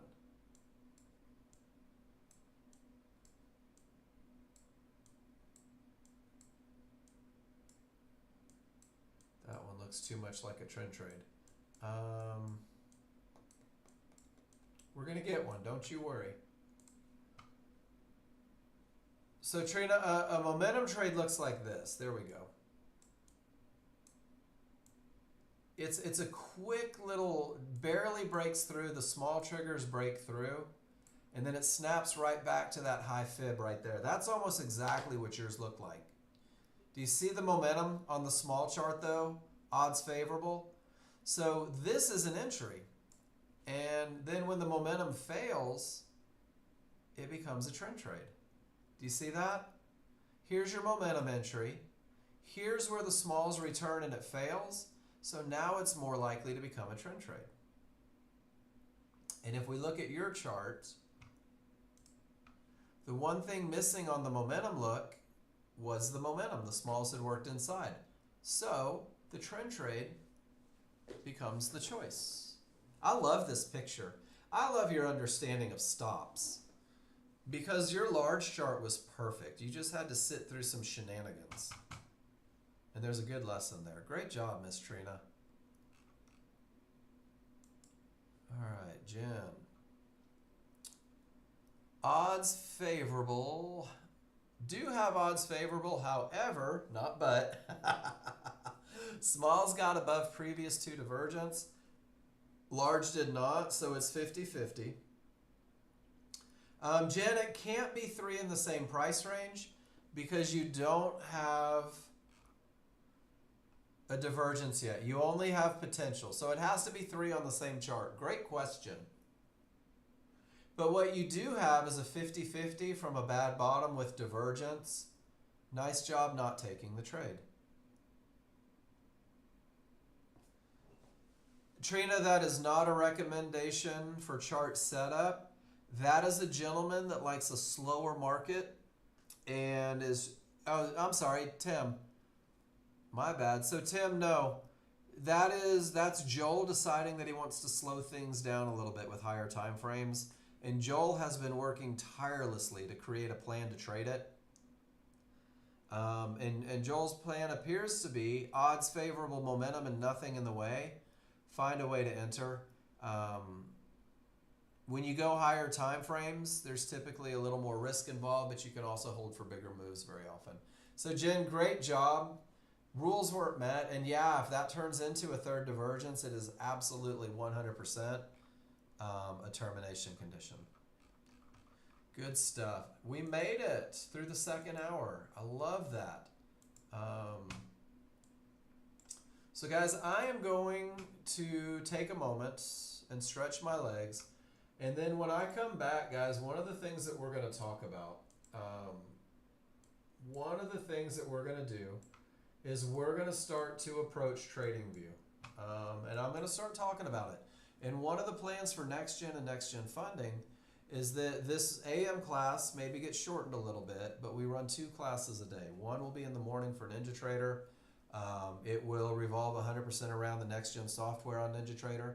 And then the second classroom will be 100% TradingView, which is the platform that you guys will need to use if you want to use the funding company. So who is, yeah, absolutely. So large chart says up with a clear path. And that's a reversal bar, Joel. And your reversal bar is even above the triggers. And what a great job. And it's easy, right? Because the large chart leads the way. When the large chart looks like this, you'll find a way. I love it. Good job. Yeah, Gary, I want you guys in the class.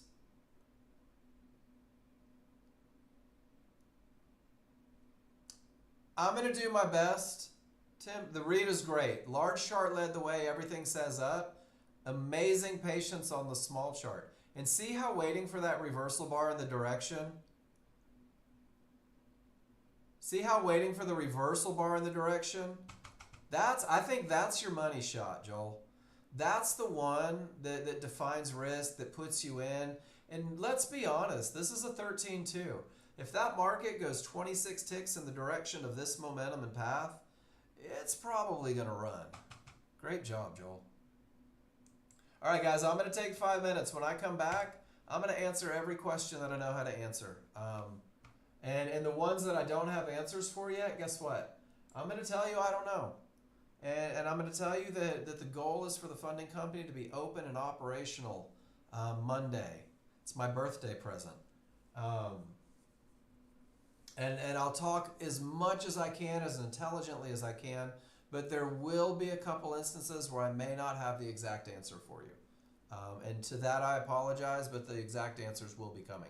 But I'm going to go refill my water real quick, guys. I'll be back in about 3 or 4 minutes, and then we'll talk for another hour about anything and everything you want to talk about.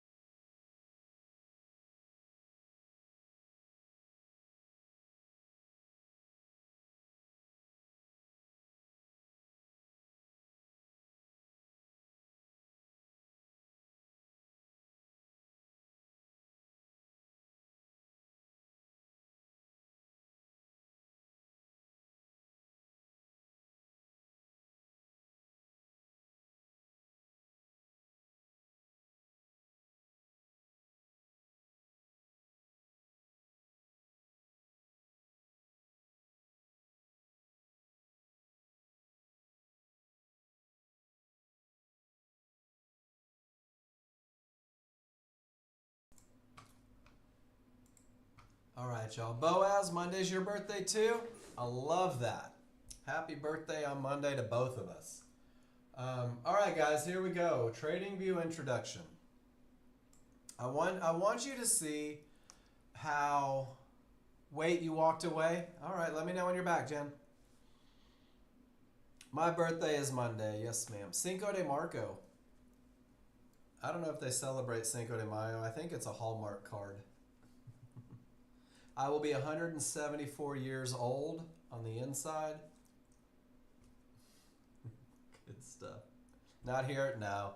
If you go to Mexico, they don't celebrate it. It is an American fabricated holiday to sell beer. And I spent so much time managing Tex-Mex restaurants, never got my birthday off. All right. No, not at all, Jen. It's like Valentine's Day. The banks are open. It's just a reason to have a Corona, eat some fajitas. It's not a real holiday. It actually celebrates. So Cinco de Mayo, there was a fight between the Mexicans and the French, and the Mexicans won. There you go. So it's a little insignificant fight that means nothing, but it's a great reason to drink beer. It was a small battle, apparently, Tim. I don't know that much about it. All right. The French occupation. There you go. They are probably not. All right. Does everybody recognize this as a chart? So, guys, I just want to go through how not intimidating TradingView is. And I'll tell you, after a couple of... I love TradingView. I have so much fun with it. But this is a minute chart. This is a 1 minute chart. And here's how it's going to work, guys. I'm going to begin putting indicators on this chart, and I want you to see how familiar they are. First, I'm going to do trigger lines, and Nexgen is going to be able to give you these, and whoops, I double clicked. I shouldn't have.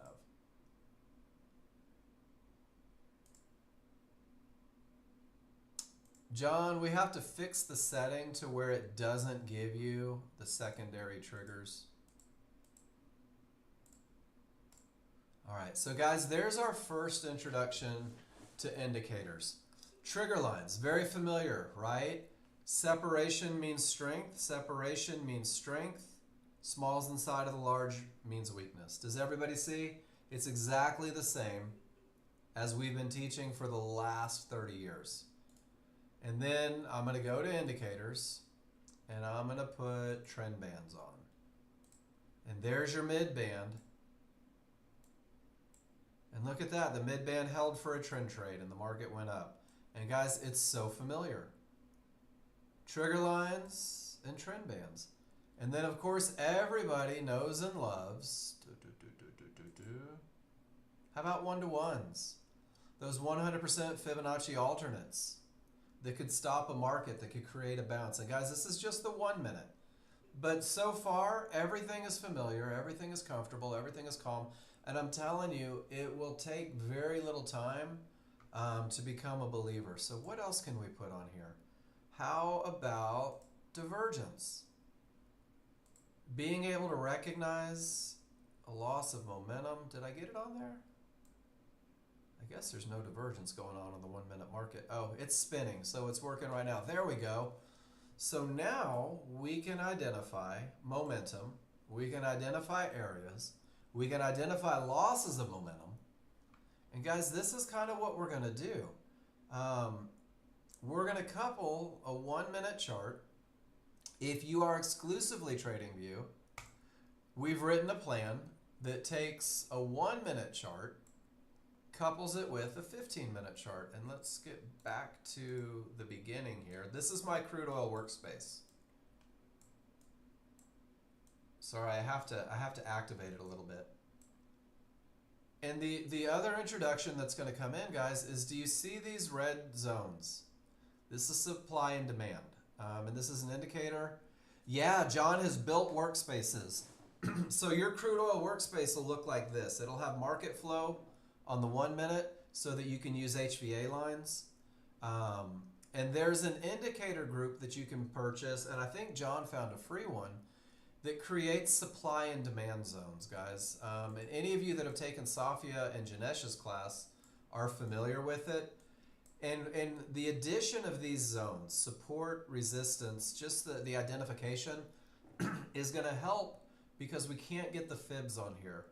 But look at this. Price reaches a zone, and then it reverses. And from that reversal, it creates an HVA line, and you can sell the HVA line the same way you do with NinjaTrader and take it short.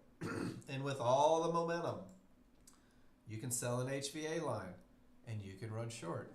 And then John's absolutely right. It's easy to run NinjaTrader next to TradingView. So you can execute on TradingView, be a part of the funding firm, and you can have that familiarity with NinjaTrader because everybody in this room already has NinjaTrader.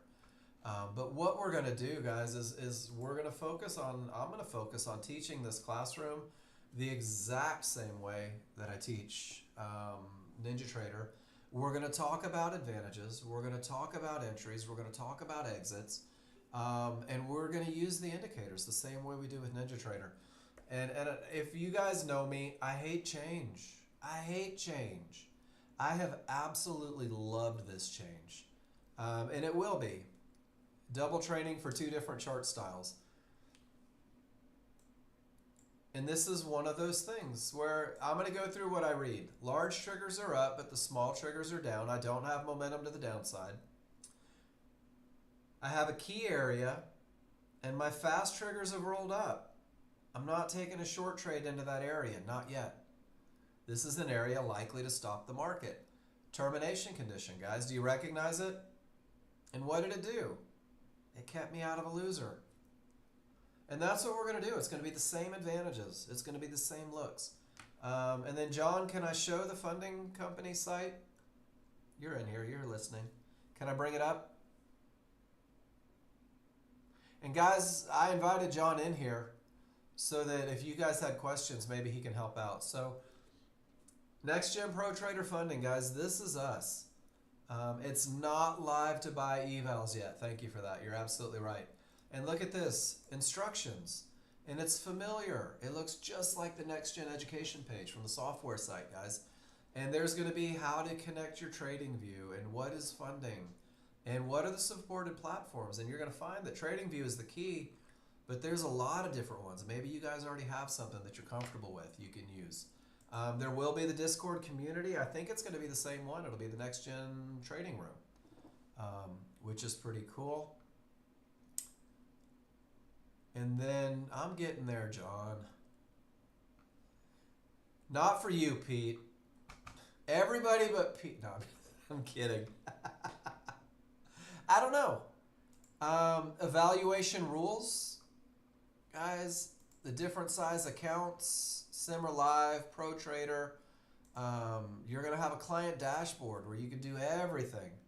And then John says, absolutely. Yes, Jen, I will still be doing an education room.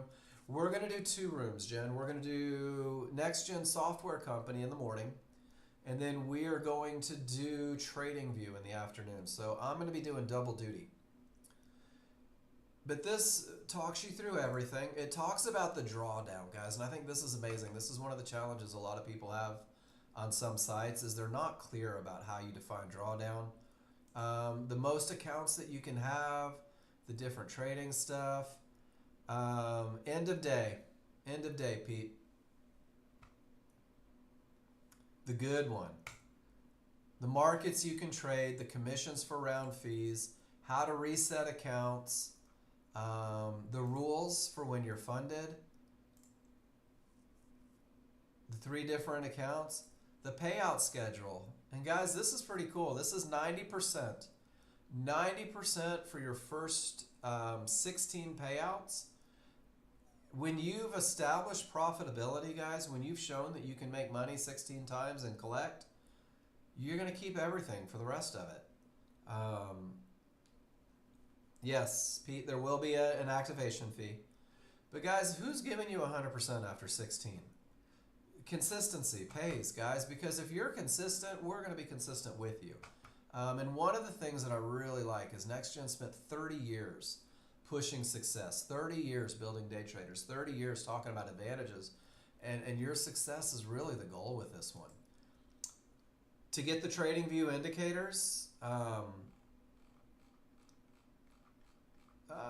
doesn't this have links to all of them? There it is. So down towards the bottom, futures contracts, pre-made workspaces. So every workspace set up, ready to go for you. So after the 16th payout, is it capped at 2K still for the 50,000 account? Ooh, I'd have to go look.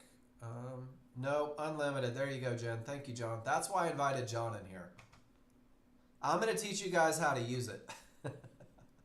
But there's all of your workspaces. There's a whole bunch, just tips and tricks, guys. Setting it up, saving templates, like all the stuff that you're used to. And then coming down, the indicator descriptions, guys. The same way I teach in this room every day. Here's your triggers. Here's how we use them. Here's your one-to-ones. Here's how we use them. All of that stuff coming through here. Checking news, screen capture tools. John, we may need to double check that. That may be going away. Billing, disclaimers, social media stuff, guys. And then I'm going to go back to the home page, and just to give you a little insight, this is pretty cool. And I'm going to pull up my trading view over here and see if we can't give a real world example of how awesome this is. And then if you guys need feedback on charts too, don't forget, you can still post in here. So I'm logging in, and they are doing a lot of testing. So once you log in, you get your dashboard. And this is the accounts that I have. I actually have 3 accounts. And guys, here's the cool thing. You guys have been paying $500 for copiers. The copiers on there, I believe it's $19.99 a month. So me, I've got 3 accounts. I've got a leader account. I've got follower accounts. And then check this out. If I enter the market, oops, let me make sure that I'm in my AMP live, and let me make sure that I'm on my leader account. Cool. So if I enter the market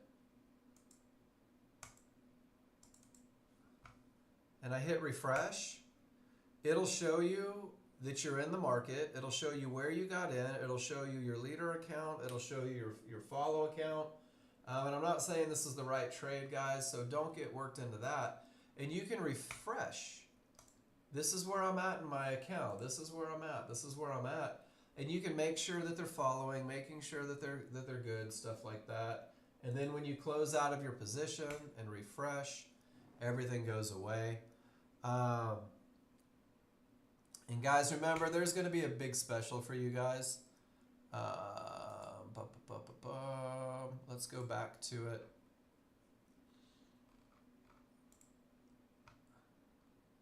So the 25,000 account is a 1250 profit, 700 daily loss limit, end of day trailing drawdown 1750. So you can't lose 700 in a day, right? There we go. John's got it. The 299 is, or the 75,000 is at 4250. 100,000 is 5,500. 150 is 8,500. And guys, you can't hit your daily loss limit. That's one big thing. Is you stay focused on that. If you lose 4,800 over 5 days, the account is blown. But if you go gangbusters and drop 3,600 in a day, guys, it keeps you focused on profitability. It keeps you focused on management. It keeps you focused on consistency, right? Hit your profit targets. Don't hit the drawdown. And then going through the different things. I'm so excited. I'm not sure there's words for how excited I am about moving forward with this. And anybody that's been with Nexgen anytime, you know the time and the effort that John Novak puts into creating great things, and you know the time and effort that he puts into your success. So there is a limit, Jen. There is a limit. As long as you put my name on one of them and you're winning every day, we're good. There we go. I believe it's 5 initially, Pete.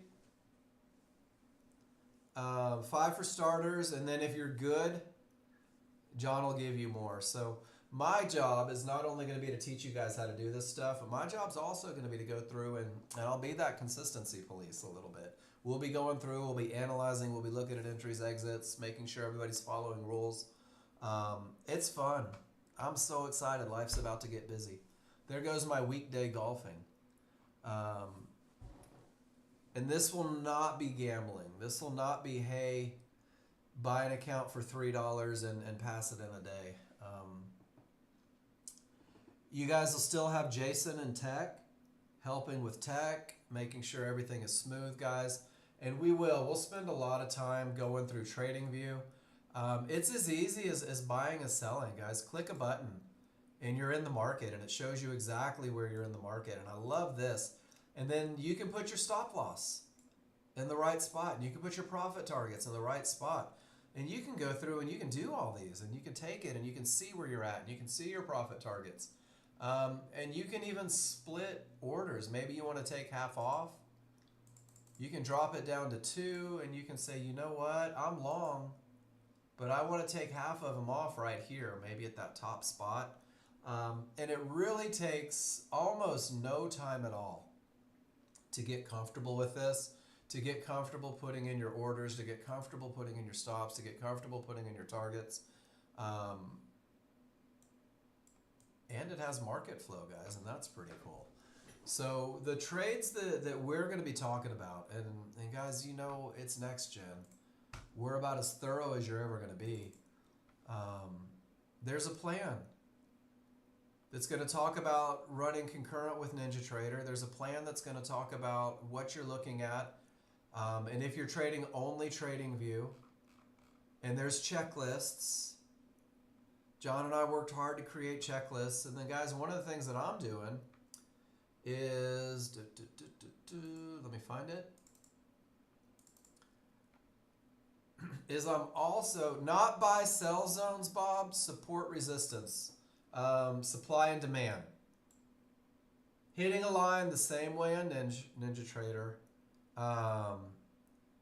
is the same thing. And John says the browser version is back on. That's awesome. And then, whoops. So one of the things that I've started creating too, guys, the way I give you the trading guide, or in the spreadsheet, the users and all that, John and I are starting, we're going to get you guys a library of these looks to go through. And this is what we'll be teaching. I'll be teaching a high volume area trade, the good old trend trade, and a momentum style trade. And we're going to talk about management. We're going to come up with solid management plans. And you're going to have the trade tracking. And you'll be able to go through and put this together. And this was today. Today I took a trend trade. Mid-band close on the correct side of the triggers. That should sound familiar to everybody. And then I took a momentum trade. And it was, I don't know, maybe that wasn't a momentum trade. Everything says up, and it goes through all the management and that one. And then I took another trend trade. And it's just, again, it's a close on the correct side of the triggers at a mid-band. And there's the rough draft. Thank you for that, John.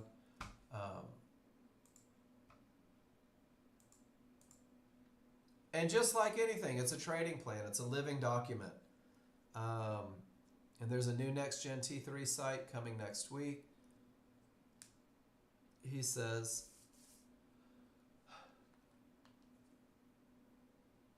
no more golf, Jen. No more golf. I don't know. I haven't run this by my brother yet, but I feel like this opens the door for a pretty awesome seminar near a golf course. I feel like with the introduction of all this stuff, the Nexgen Scramble, when my brother's back is healed, should happen.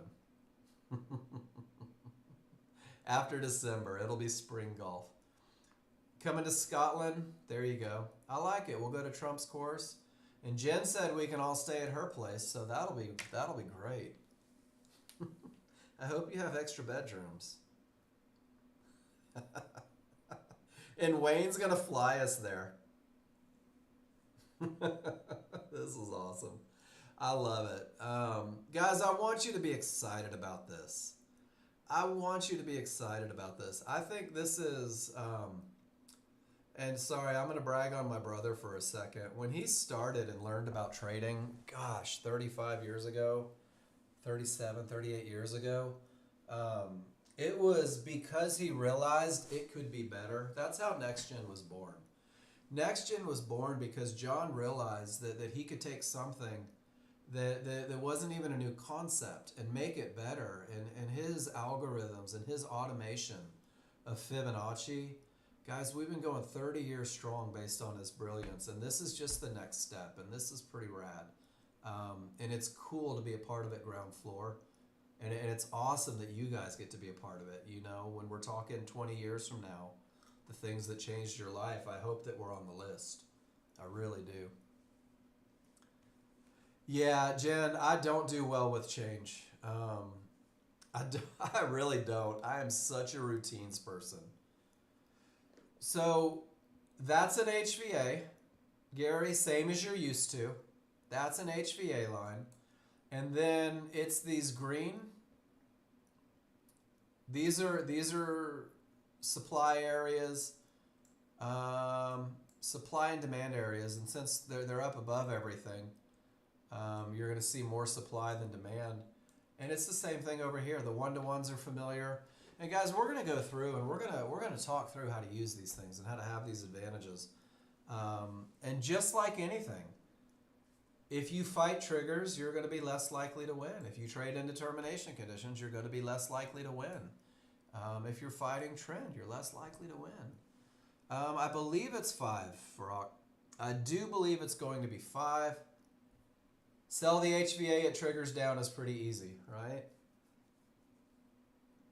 Yeah, it's just market flow, Gary. It's 100% market flow. It's volume, it's breakout bars creating HVA lines. And then when everything says down and you have a sell. Yeah. Awesome. Estefania, we're so excited to have you in here. Talk more.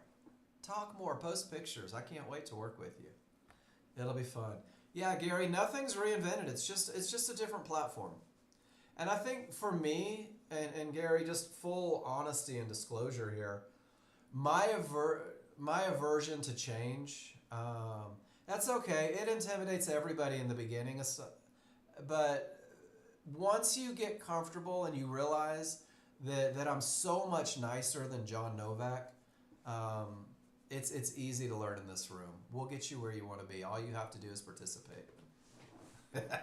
I praised him. I had to dig at him a little bit too.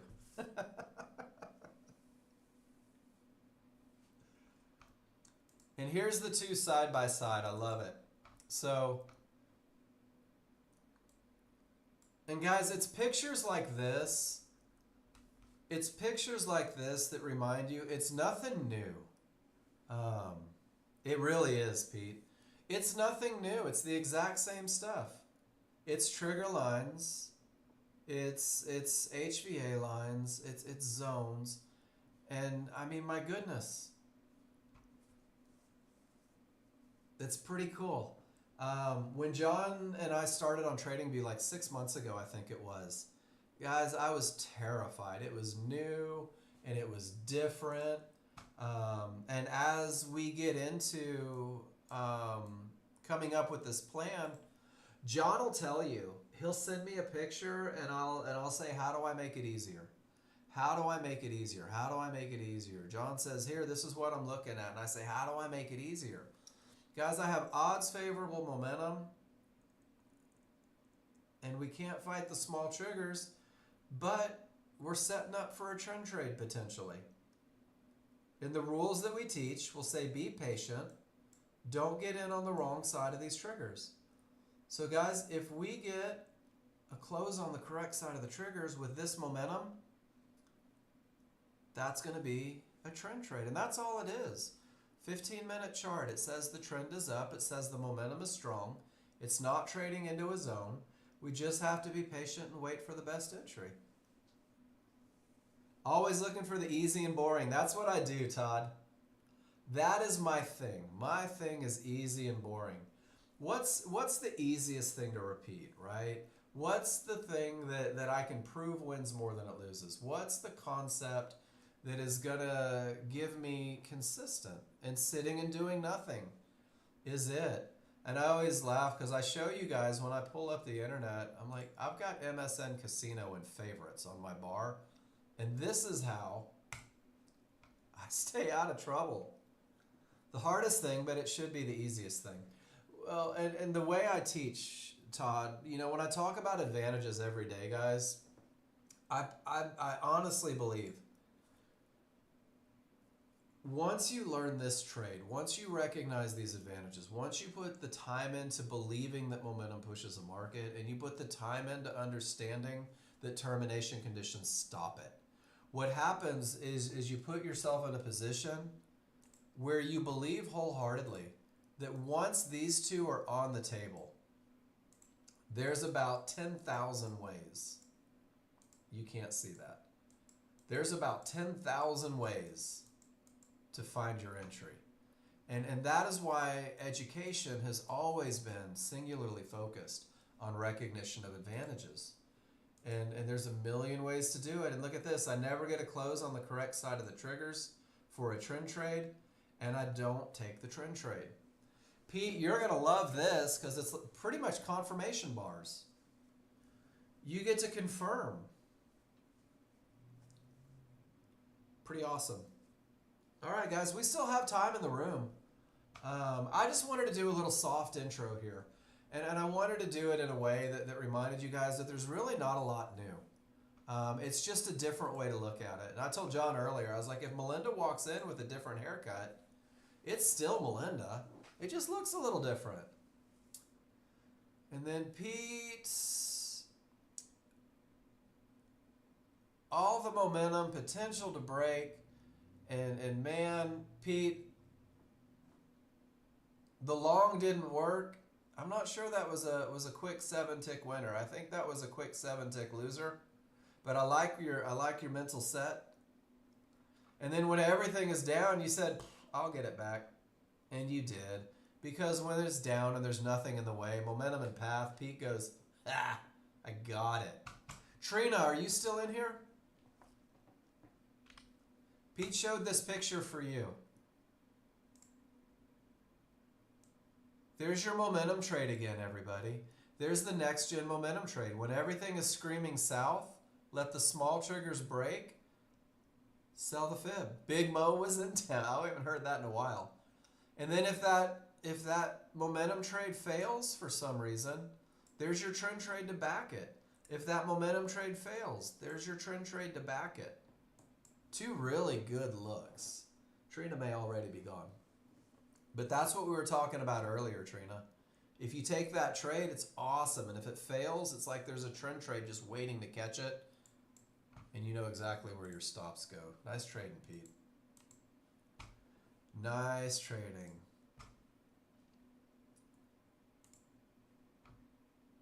Not a trend trade. Odds favorable momentum, so took 3 or 4 off at 10 ticks. This is John Novak trading the gap theory. Do you guys see it? Farak, do you mean television or trading view? But absolutely, it has to be yours. Yeah, absolutely, Farak. And then John's got pre-built workspaces. And you can get a free demo on all of them. Go play with it. Go look at it. But check it out. There's that gap theory. And John used the momentum on his 1-minute chart to help him make a good decision with it. Nice trade, John Novak. So you can do multiple platforms if you want. You can do just TradingView if you want. But it's just not that scary. And then, guys, you can even put market flow on this. This is it without market flow. Not everybody's going to want market flow. But it's pretty neat. Pretty neat what you guys can pull off. And look, now the triggers are rolling. It's right at a zone. You got your white bar. Wayne, there's your white bar trade. Triggers roll. White bar. Wayne's like, psh, I'm long, baby. I'm long, and that HVA spells trouble. Gary, do you see it? 1-to-1s on the large chart. Breakout bar. Triggers roll. Buy. Pretty cool, right? I can put my stop loss behind the bar that gets me in. I've got my targets. So for you guys that studied that white bar trade, I know Wayne's done a lot. Gary, you've done a lot. Pulled right back to the area, right back to the zone. You missed it by a tick. Missed it by a tick. And now you have the HVA. Wayne's making sourdough. I love that. I recently discovered that I can eat sourdough bread. I've been gluten-free for a while, but sourdough bread doesn't affect me. And I'll tell you what, when you haven't had a real sandwich in years, oh man, life is good.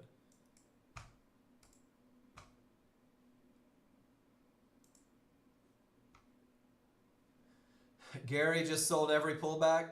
Bing, bing, bing, bing, bing. Everything says down, you go down with it. Gap theory, you go down again. That's awesome, Gary.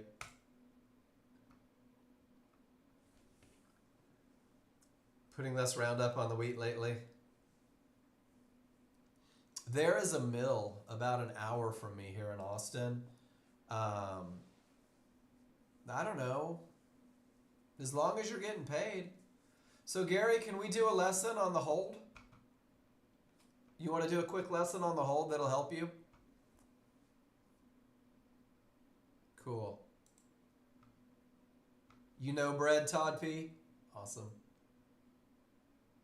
I love it. I love the sourdough. So check this out, Gary. This is one of the best lessons.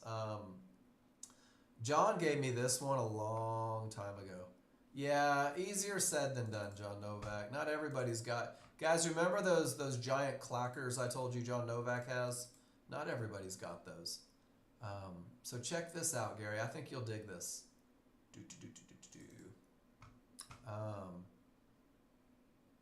First of all, you have to have expectations, right? So Gary, if you're in a trend trade, the first thing is building those expectations. If you have momentum and path, your target is the next area. And that's what John's talking about. Put your target at the target and get the hell out of the way. But what happens is you guys get caught up on this small chart and you let the little fluctuations get you down. So Gary, I'm going to give you one of the best lessons I ever learned.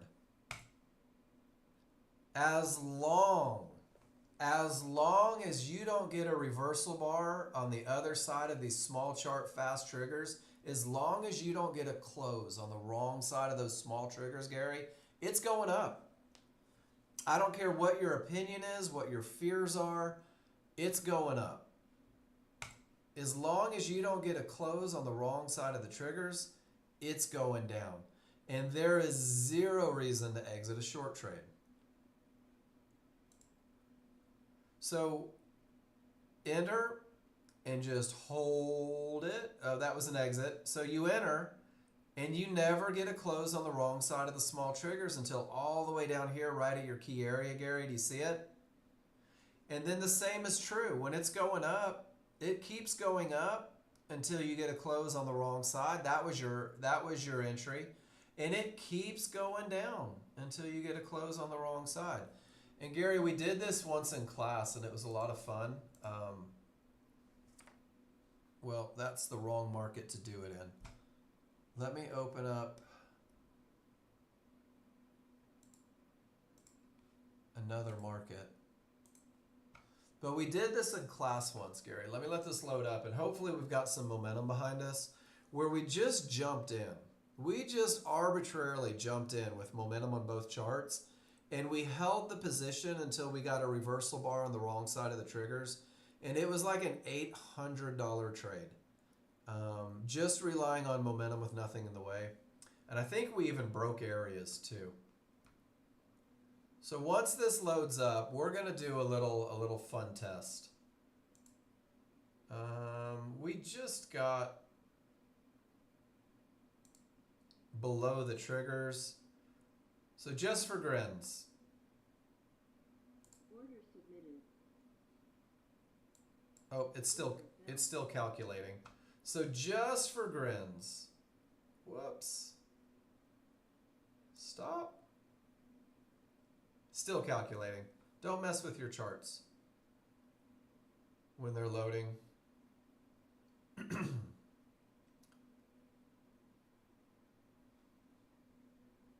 As long as it doesn't close above these triggers, I'm going to hold this trade. And now my triggers are down and it's, well, shit. It hit my targets and I didn't get to do it. But Gary, Exhibit A, as long as you're left, it's going down. Let me get rid of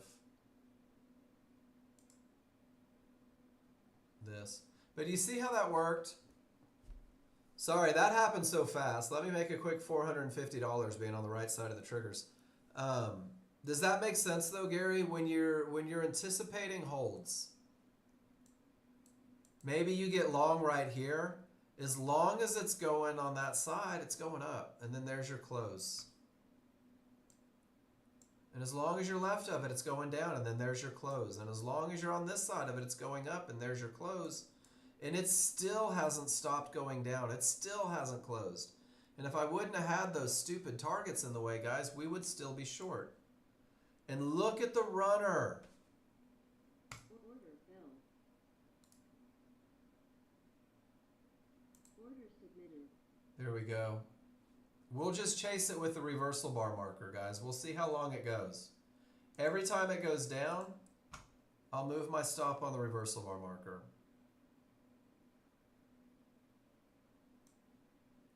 Gary, are you understanding the lesson here?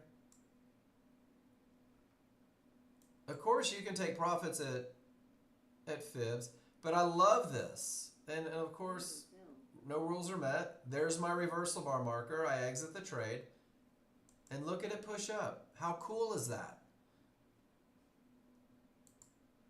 And of course, you want to be in a rules-based trade. You want to be in a trade that makes sense. But Gary, that was one of the best little indicators for me to hold for bigger moves. And it's awesome. You're like, okay, I've already taken profits at the fib, but I'm gonna hold out. Maybe I can let it run. And sometimes you get these insane runs. And sometimes you don't. Sometimes you get a reversal bar and it pulls you out. But it's a great opportunity for bigger holds. And then John, 1-to-1s are the target. I don't know what the hell John's doing. Areas hold. Triggers roll. He sold the HVA. And John, I don't know if that's real usage of the HVA. I think that is a John Novak trade.